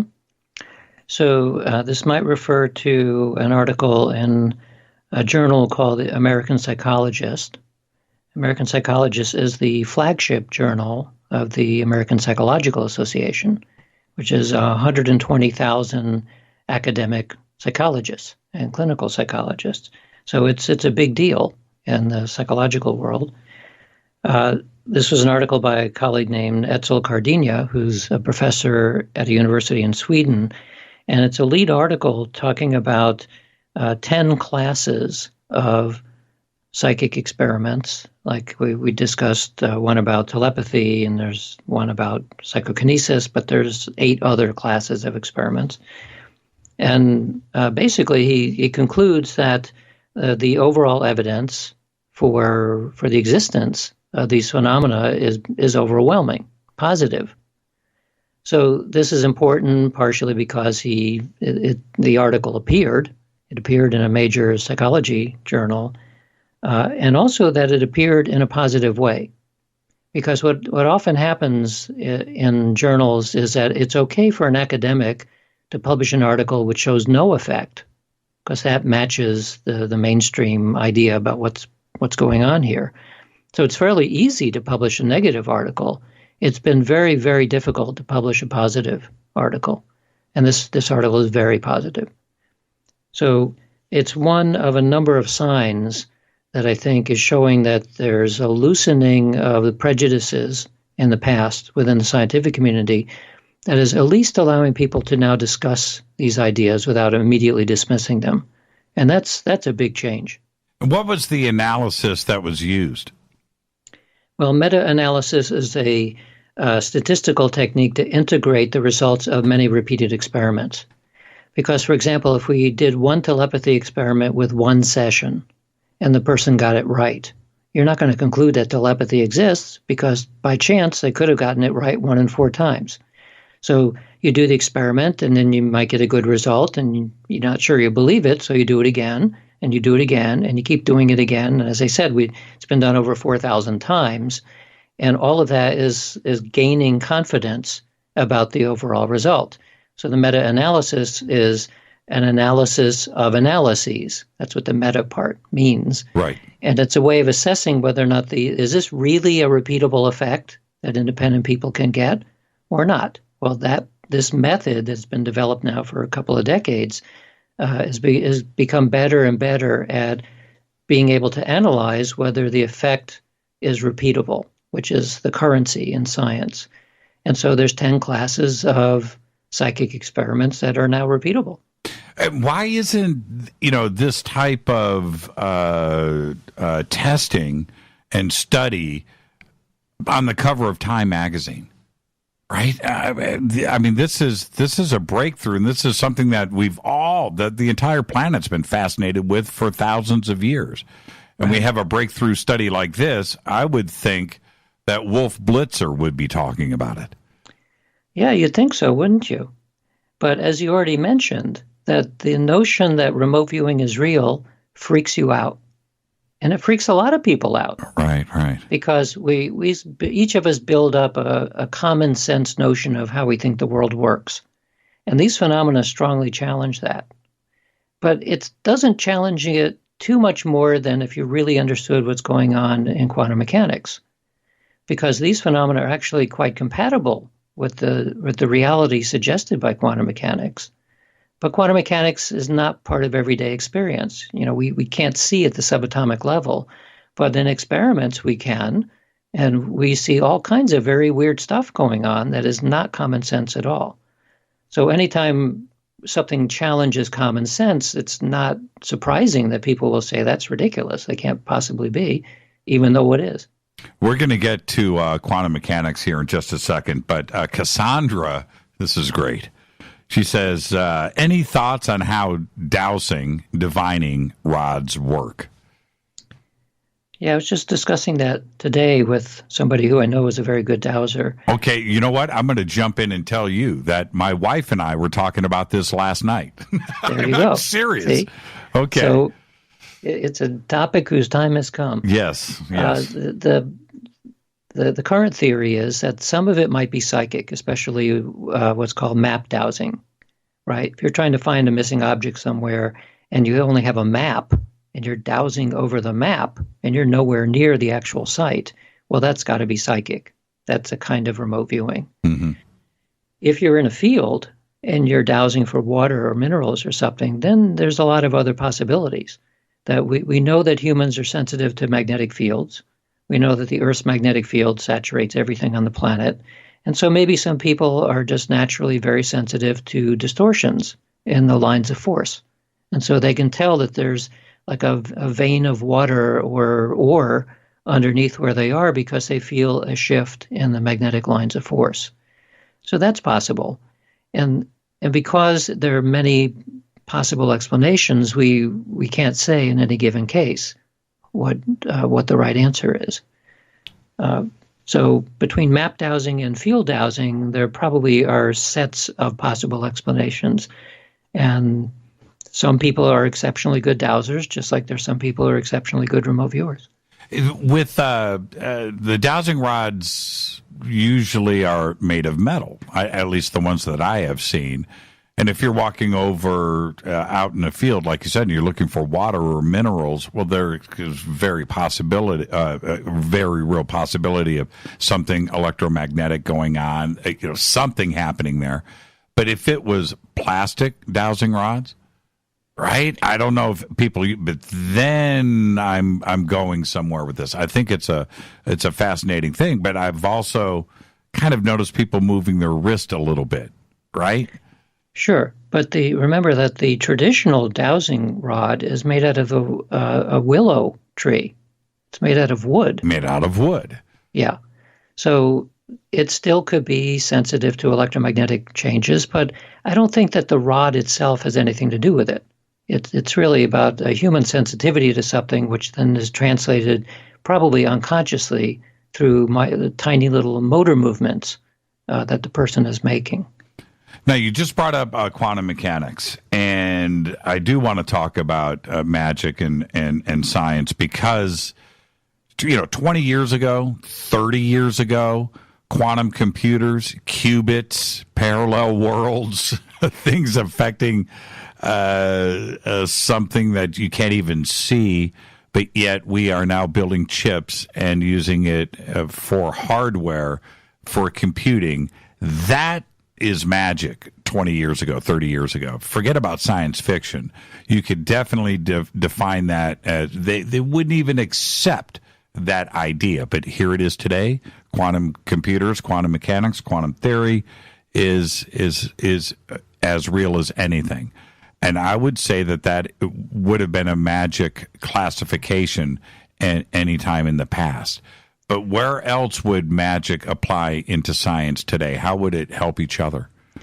So one of the things in my book, Real Magic, where I get into quantum mechanics and actually beyond a little bit, is that the moment you get to the idea where you can accept that the data says that psychic phenomena are basically like magical practice, they are real, well, then how does it work? And that's been a sticking point for a long time. We don't know exactly how it works. But what I'm proposing then in this book is that if it is true that the esoteric traditions are right, and somehow consciousness is way more fundamental than we currently think it is, maybe even more fundamental in the physical world, then you start to see a relationship between what quantum mechanics is telling us about reality and what magic tells us. So the only reason why psychic phenomena in particular are considered strange is because they seem to transcend space and time, right? You mentally communicate with somebody at a distance. Well, how did it get there?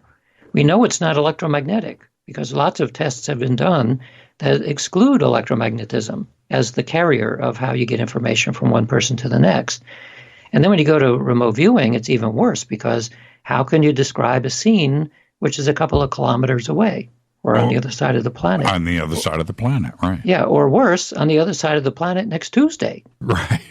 With precognition or retrocognition. Right. It's very difficult to figure out how that can be, but the reason why it seems strange is because the phenomena transcend the ordinary boundaries of space and time. But exactly the same thing can be said of quantum mechanics. That's when quantum mechanics are called weird. The weirdness is that the effects, like quantum entanglement, do not appear to take place in space-time. They're taking place outside of space-time. So this opens the possibility that what we see in quantum mechanics is something that is transcending the ordinary world of space and time, that phenomenon, that strangeness, is the same strangeness as we see in psychic phenomena. So some physicists would say, well, that's nonsense. You're trying to compare two things which are not associated with each other at all. Other physicists are not so sure. In fact, there's this book that was written by two physicists, professors, called Quantum Enigma, which is a very good way of seeing from a physicist's perspective the why consciousness is considered to be so strange and what it has to do with physics. I asked them while they were writing the book, what did they think about parapsychology? And before they started, they said, no, I don't think we buy these phenomena at all. It's just too bizarre. After they finished the book, and I asked them the same question, well, now what do you think about it? They said, well, now it looks a lot more plausible. They're writing a book called Quantum Enigma. That's exactly what they're writing about. Yeah. What is it that they proved to themselves where they had that moment, that aha moment? It was finding that there's something peculiar about consciousness which is deeply related to quantum mechanics. And of course, they're not the only ones who have seen this connection. Most of the founders of quantum mechanics were saying right off from the very beginning that something about consciousness, awareness, seems to be involved in the behavior of quantum systems. So that's where the connection is. Some people will immediately jump and say, well, quantum mechanics explains psychic phenomena, and it doesn't do that. All it does is say that the reality that is suggested by quantum mechanics, the strange place where space and time are somehow transcended, that reality is very compatible with the experiences that people talk about. It doesn't mean it's an explanation yet, but it's showing at least that what used to be said, that psychic phenomena violate what we know about physics, that is no longer true. It does not violate what we know about physics. The question then, and this comes in from Scott, I was going to go here anyway, then is magic real? Right? Is magic real, or is there something else here that we're not comprehending in reality? Well, I would put it, is divination real? Yes. Is power of will or manifestation real? Yes. Is theurgy real? Yes. And all of that is based not on esoteric lore, but on controlled experiments in the laboratory. So as I mentioned in this article in American Psychologist is looking at the 10 classes of repeatable experiments that are positive, and those are all talking about these kinds of magical practices. So yeah, magic is real. By saying that, what will happen in many people's minds is they will conflate it suddenly into Harry Potter is real. And no, Harry Potter is not real. And what you see in movies is not real. Those are, of course, fictional elaborations of the real stuff. But the basic phenomena are real. The other thing I want to add to that, though, is that even some of my colleagues in parapsychology were kind of surprised that I wrote a book about magic, because it seems like it's unseemly for a scientist to talk about magic as though it's real.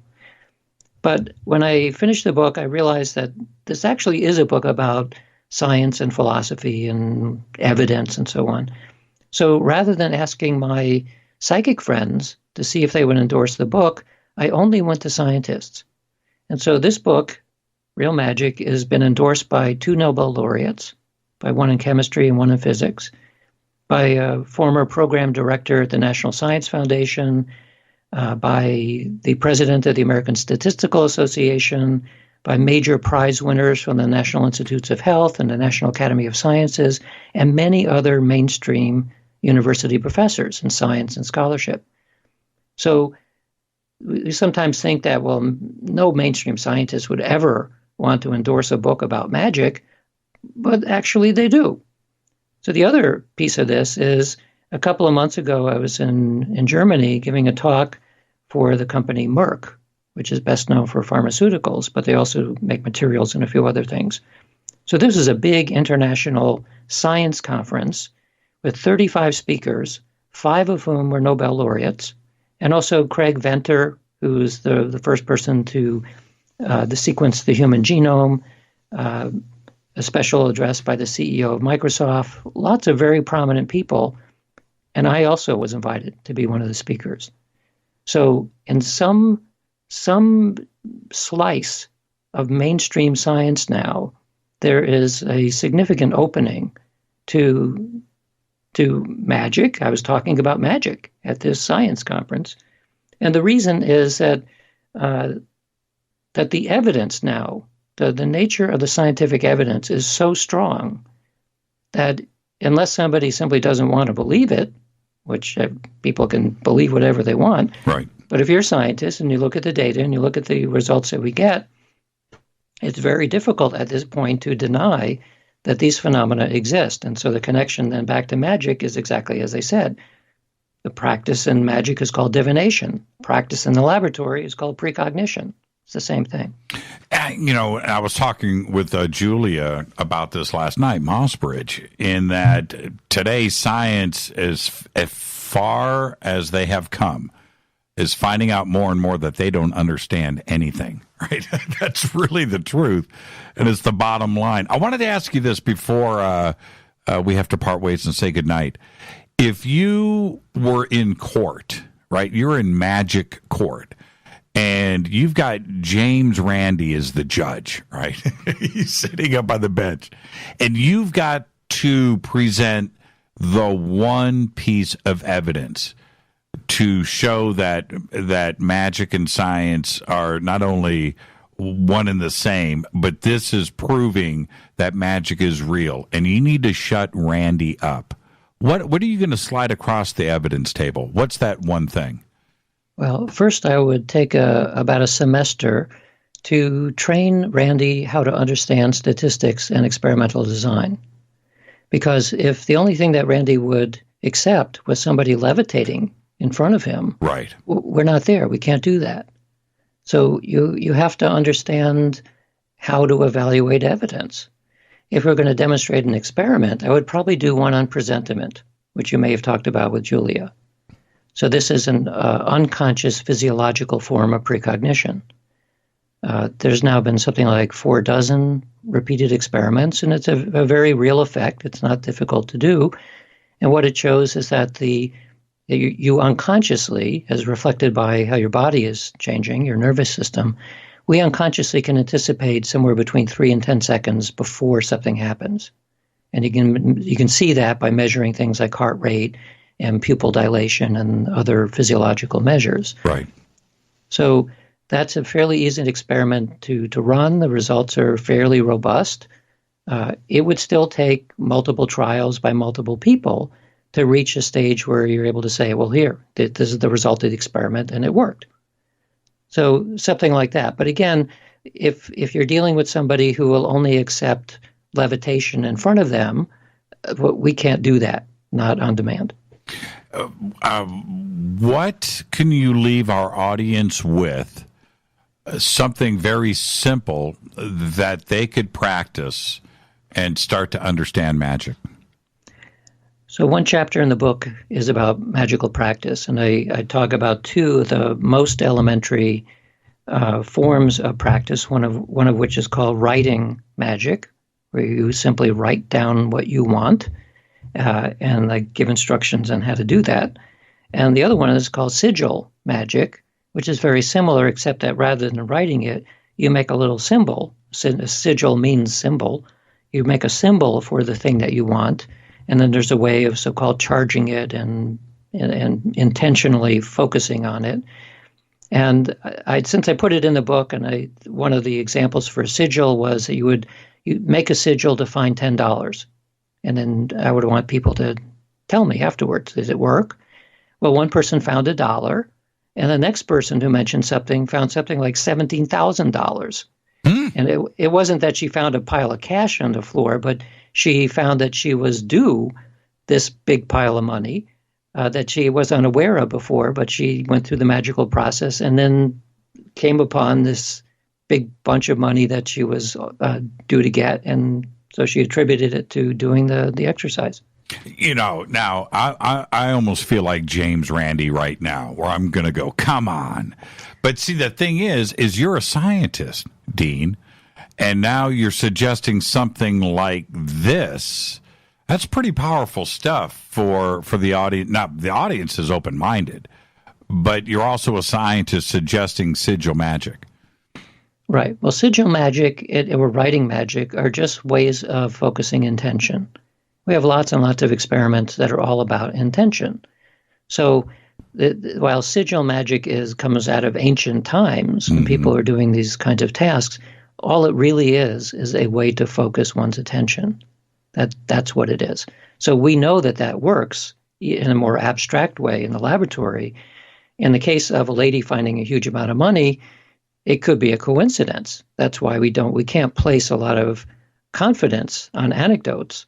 But you could read about her experience by going to Amazon and looking at the reviews, because she actually wrote it in the review of the book. And then I don't know this lady, and I didn't ask her to write that. It's just what her experience was. What a great conversation tonight, Dean. Thank you so much for taking the time.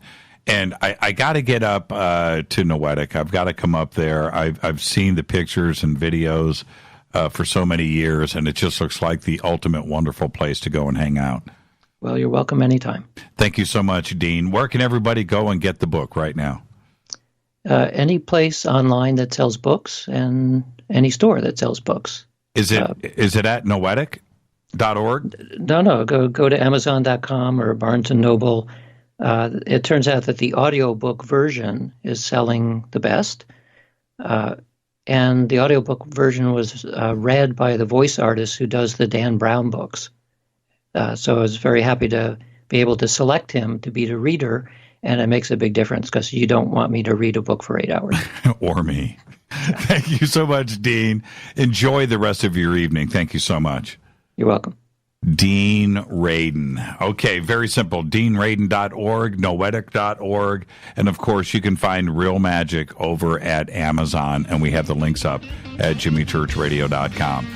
All right, I'm going to take a quick break right here, and I'm going to open up the phone line. So let's go. We'll do a little bit of Fader Night, a little taste of Fader Night, and I'll open up the phone lines and take your phone calls next. I'll be right back. Stay with me.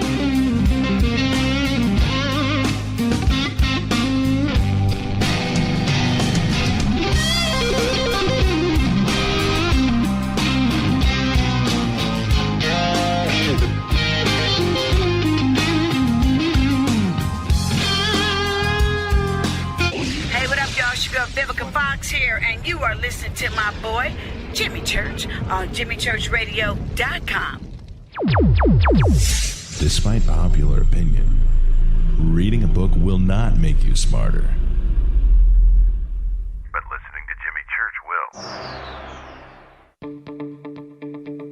will. Hurricanes, earthquakes, wildfires. This year we've experienced more than our fair share. This is Jimmy Church of Fade to Black, and last month I decided to make sure my family does not have to worry about food should we get caught in a real emergency situation.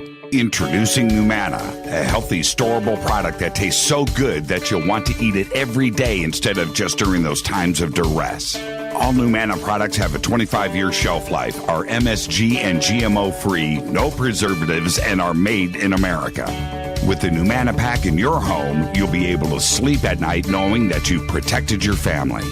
Not only have I tasted and tested, I own it. Now you can too.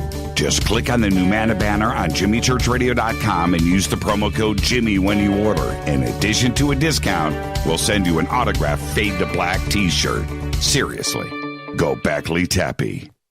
This is Jimmy Church of Fade to Black, and I take Life Change Tea supplements every single day. It's what I do.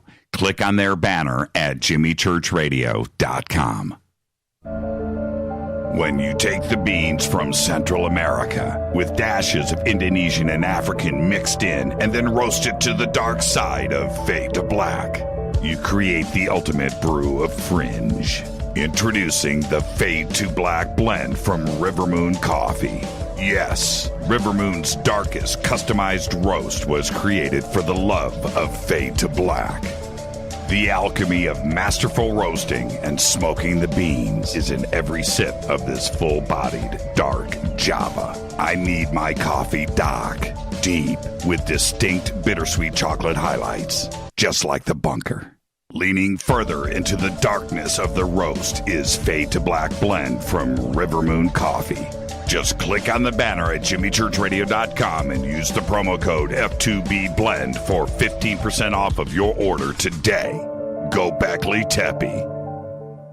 Hi, folks. CBD is the home run hitter for health right now. Why, you ask? Because of what it does for the body. Unfortunately, I can't tell you all about the benefit. You know, there's reasons. Do your due diligence and log on to ancientlifeoil.com. That's ancientlifeoil.com. Ancient Life Oil uses organic ingredients and is blended in coconut oil for some of the best benefits. Legal in 50 states and non-psychoactive. Log on to ancientlifeoil.com. That's ancientlifeoil.com. This is Jimmy Church of Fade to Black, and my family is safe because of Numanna Emergency Food Storage. Just go to the Numanna banner at jimmychurchradio.com. Promo code Jimmy10. Are you intrigued by Paranormal Talk Radio? You'll love the new Paranormal Radio app from TalkStream Live.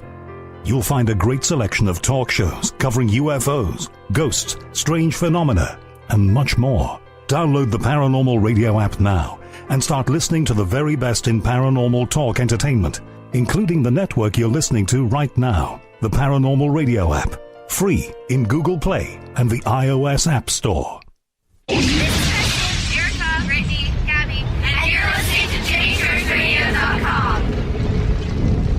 It's not a lifestyle we chose. We were born this way. KGRARadio.com.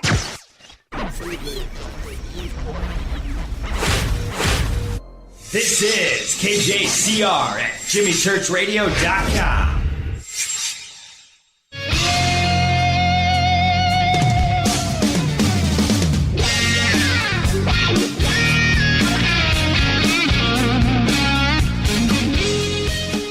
All right, welcome back. Fade to Black, our last show this week. I want to thank Dean Radin, PhD, the Institute of Noetic Sciences, the chief scientist. Amazing, amazing conversation tonight. And you can follow Dean at Dean Radin. That's R-A-D-I-N, at Dean Radin on Twitter. And go and get the book. The book, Real Magic, is an amazing read. And when you're dealing with everything at a scientific level and going into these fringe topics that are fringe to society, but not to us, it's great. And I know that that line is blurring between not only parapsychology and science, but everything when we're talking about telepathy and telekinesis and ESP and remote viewing, all of that. So thank you, Dean. An amazing conversation. Now, let's do a little mini Fader night. All right? I'm going to open up all the phone lines. Everybody stay right there if you're on hold. But the numbers are 323-825-5045 or 323-275-9695 or 818-921-6929. Let's go to Naptown, Indianapolis. You're up on Fade to Black. Who's calling? Hey, Jimmy, it's Allison. How are you? Whoa. Hold on a minute. How are you, Allison? I'm excellent. Man, I haven't talked to you in like a month of Sundays. Well, that's because the last time I was on the air, I was a very bad girl. Is that right? Is that right? Oh, Lord. Yep. Well, yep. obviously, it was very bad. I've blocked the memory. I guess you were bad. Okay, all right. Yeah, I was, and I'm glad you blocked the memory. Okay, there you go. What's on your mind tonight, Allison? Great conversation tonight. Oh, that's what I'm calling. This was just superlative. In my opinion, and of course, everybody who reads my blogs knows that's all I'm full of is my own opinion. Sure. This issue is the absolute crux of everything that we're looking at. It is the intersect of phenomena, UFOs, skinwalker, you name it. Well, how so? How so, Allison? Consciousness. Okay? It is the reason why it's the crux is because all of these issues seem to be dependent upon how we interact with them, the quantum effect. In other words, how we are able to, what your intent is what your experience will be. And a lot of people don't understand that. And there was a great blog post on YouTube today that I actually blogged about that took this into account. But when you take a look at what Dean is saying and what he's studying and how he's putting it all out there, he is taking this intersect between quantum mechanics and consciousness and showing you what the intersect is. We've been separated for so many years between science and what people like to call spiritual issues, and really they're one and the same. And that's all I do on my blog is yell about this. Right. I mean, I get boring after a while, but hey, it's very, very important. And what he symbolizes, what he's doing, the work that he's doing is enabling the scientific community to find some sort of unity with the rest of this. He's making spiritual issues materialistic science in a way that says we can measure this, we can show you how this works. And if you follow Grant Cameron, and I agree with him totally, consciousness is the issue. Consciousness is everything. And I've been writing consciousness is the unified field for, the last 4 years, 5 years, I don't know, however long I've been writing. And it's true. And I just get so excited when I hear people like Dean Radin. Well, it's like, yes. Yeah. It. And you're right. Last night and talking about time travel with Julia, all of the guests that we've talked about time travel with, where would you go? What would you do? And I've often had this crazy thought, you travel to the future. And so you're talking with people, or you're watching TV or something, and it's just like, okay, so give me something. And you hear these magical words, okay, here in the future, we figured out consciousness, right? That's the Holy Grail. That's what you'd want to hear. Not that we figured out parallel worlds, or we figured out folding space and time. Well, those things are a given. We're going to get there. But what about figuring out consciousness? Right. Now we're on to something. Folding space and time is an issue of consciousness. Could be. I don't have a clue, but it could be. It is. And it's like, God, I always get so nervous when I call into the show and I have all this, I can't get it out of my mouth. If you study what... You're so funny. Yeah. When I sit with you in person, you don't have a problem talking. What's the deal here? Me. Just smack me. It's really hard on the radio. But okay. The quantum observer effect is the key to time travel. And it's not just it's not just what you think. It's the emotion you put into it. It's the intent you put into it. It's the entire ball of wax. It is the quantum of beingness, which is going to enable us to be able to fold time and space. It's like Grant Cameron interviews people who fly, quote unquote, the ship. And the interface between the consciousness of the person and the ship enables you to go wherever you want to go. Mm-hmm. And it is my opinion that when you sit and you imagine things or you daydream, you're actually going places and doing things. When you are in a dream state, you're actually going places and doing things. We are so locked into the 3D solid mental materialistic science, which has its place but isn't the end all be all of everything, that we are unable to understand the quantum part of who we are. We're afraid of it. We are discombobulated. We have no way of navigating anything past what you can see and touch. And that is only one tiny, tiny, itty bitty little piece of the electromagnetic spectrum, which we're swimming in at all times.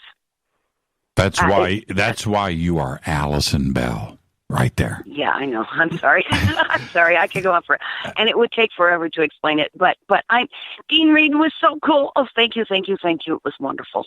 It was just wonderful. And you have a great rest of your evening, and have a fantastic weekend.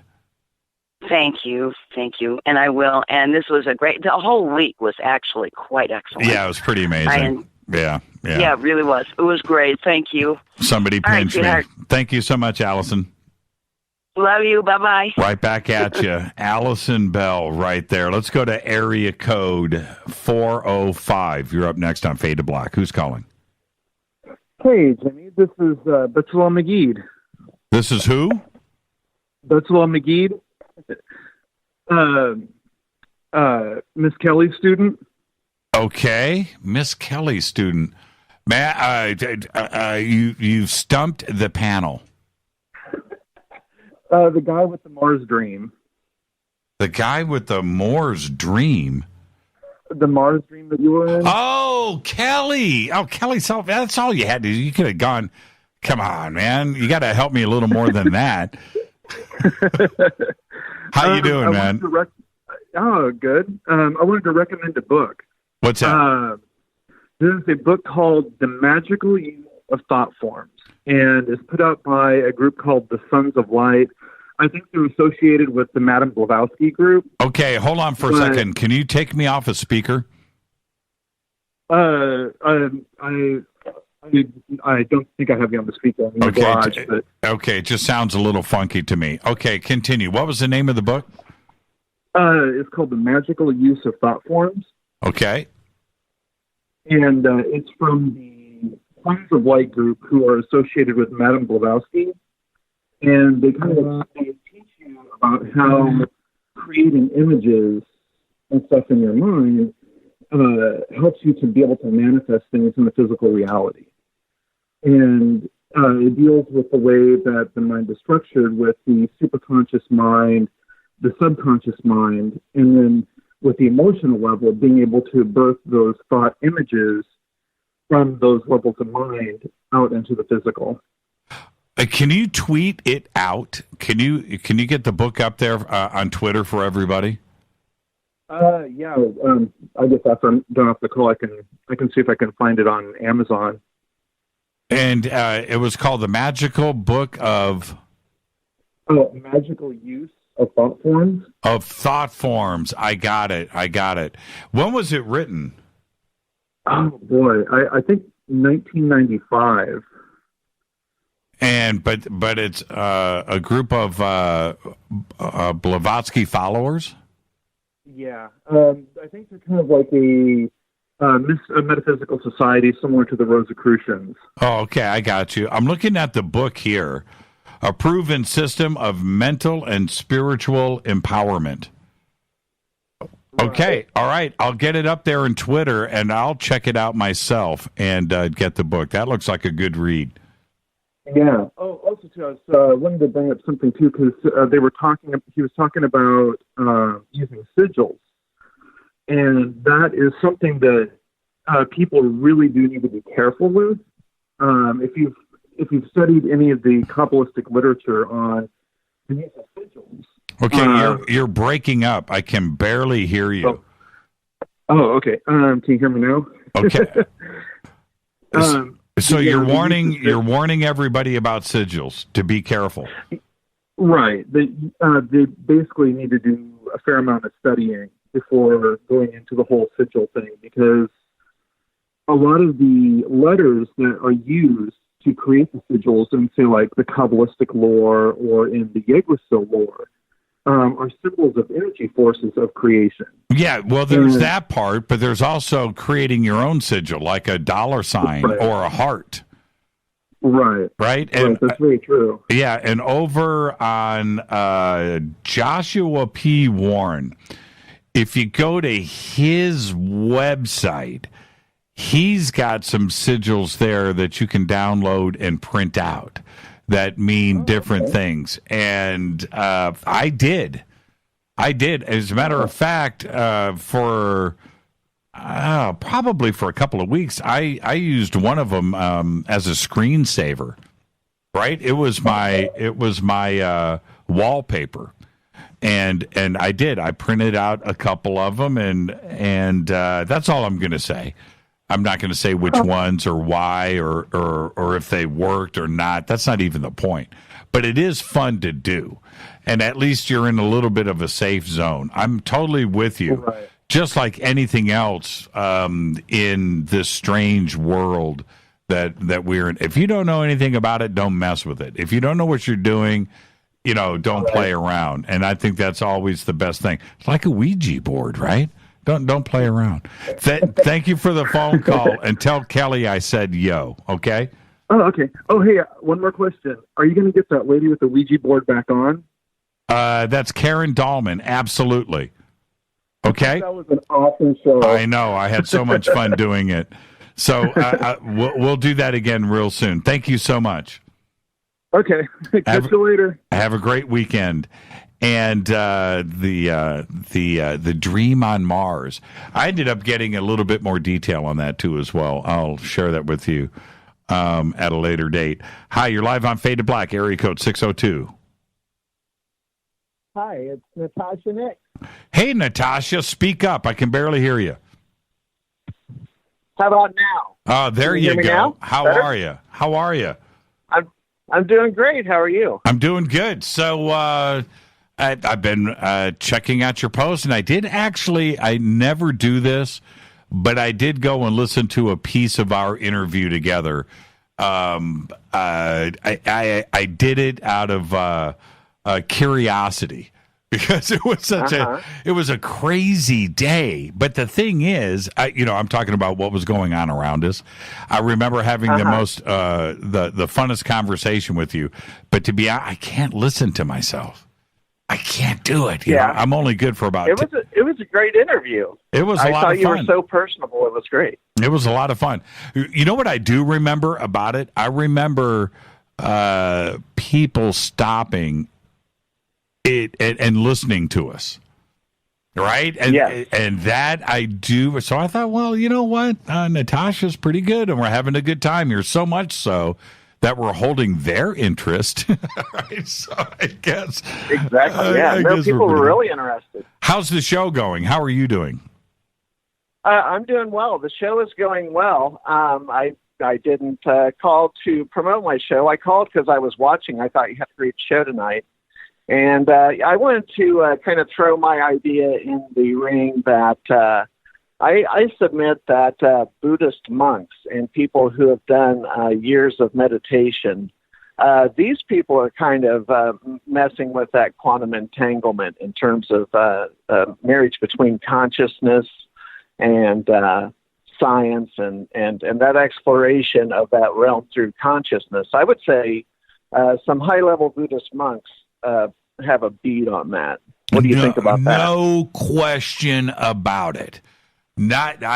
Absolutely no question about it. And if you think about it, when you go anywhere with those traditions, not only with Buddhist monks, but let's talk about the Himalayas and what's going on up in Tibet, right? Where these traditions go back a long, long ways, and they have tapped into something. They may not even know what it is, right? At the quantum level. But there is absolutely something going on there.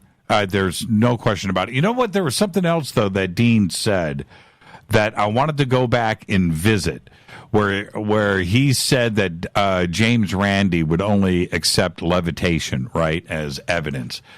Correct. And I thought that was pretty interesting, because I wanted to go back and look at some of the other traditions that have been going on in different cultures around the world that dealt with just that, with levitation. And the levitation that we're talking about here may only be very short, but that there is something going on there at the quantum level, that they are affecting a whole lot of small things very slightly. Yes. Right? Do you understand what I'm trying to say?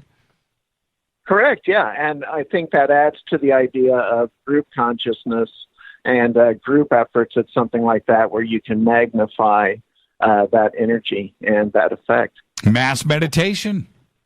That's one of I meant to see. This is the thing, Natasha. I don't have questions, right? I don't write stuff out. I don't make notes. I just flow through the show, and I know my guest and the subject, and I like to have fun with that. I don't like to be constrained with trying to ask a question or trying to get to a thought. But that was something else that I wanted to ask Dean about, was mass meditation and what is going on with that. Because, again, at the quantum level, something is happening there, because we can see everything change. Crime levels drop. People are calm. Things happen instantaneously. And what does he think is going on there? There must be a way to scientifically test it, don't you think?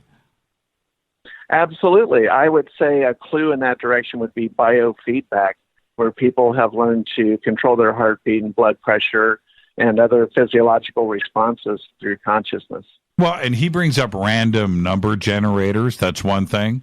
But what about internet search terms, right? Or internet traffic, or spikes of internet traffic because of consciousness and thought? Of course. And, I've even thought about that in terms of the Super Bowl. Imagine a whole arena full of people focusing on these players, and all these people want these different outcomes, but there's only one of two outcomes possible.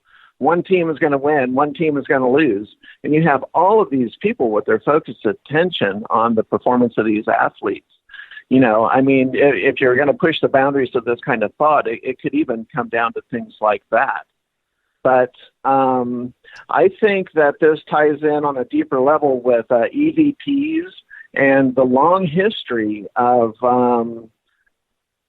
for lack of a better term, disembodied entities or strange phenomena affecting telephones. There have been telephone calls. There have been EVPs. People left phone messages from people who had been deceased.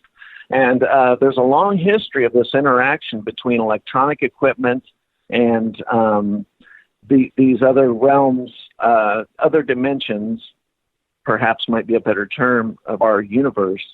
And I just think that we live in a multi-dimensional universe, and this stuff kind of bleeds through from dimension to dimension. And I think one day science will figure it out, and I think they'll explain it through science, ultimately. But I think that they're going to find that the ultimate tool of exploration for science is consciousness, that direct experience will one day be accepted as evidence or proof of different principles. Now, wait a minute here.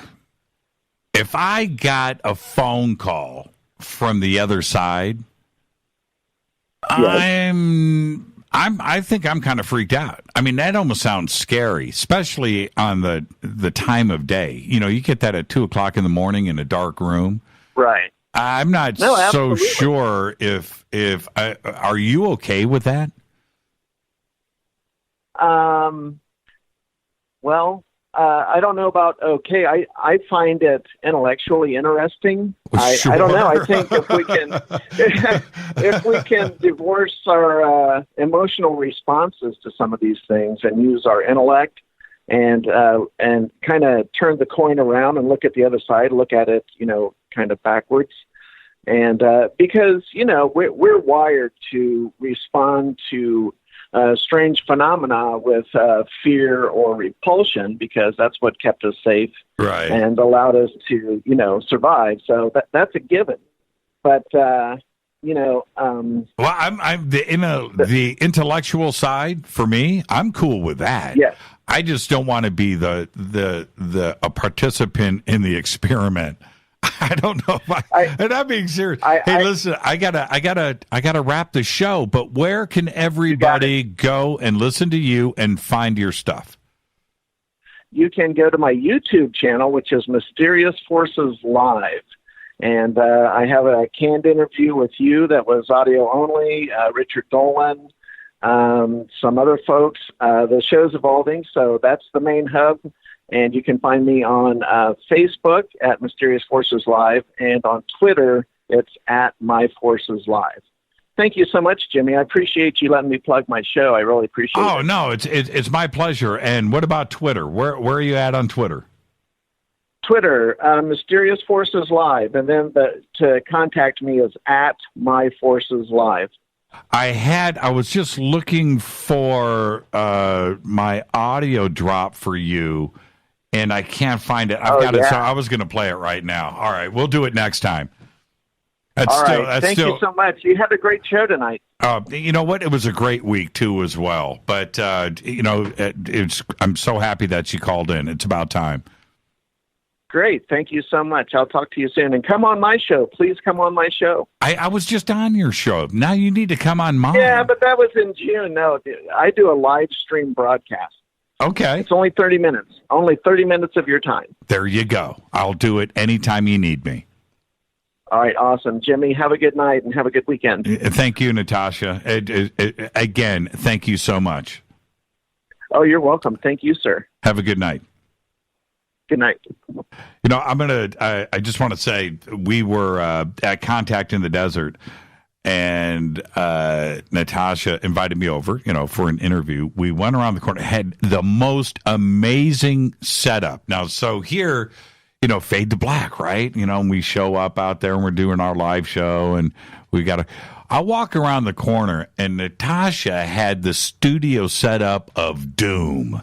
Digital console, RE20 microphones, headphone amps, this setup. And I'm like, what's going on here? Look at you. Absolutely professional. And so everybody go and check it out, Mysterious Forces Live. I got to get out of here. We're going to go and find us a taco truck and start our weekend. So everybody out there, just have a great, safe, awesome, fun weekend. The week that we had here on Fade to Black was incredible. What we've got happening for everybody else next week, just wait till Monday. And I'm not joking. Fade to Black's executive producer is Rita Camarian. Show is produced by Hilton J. Palm, Renee, Dennis, and Bob.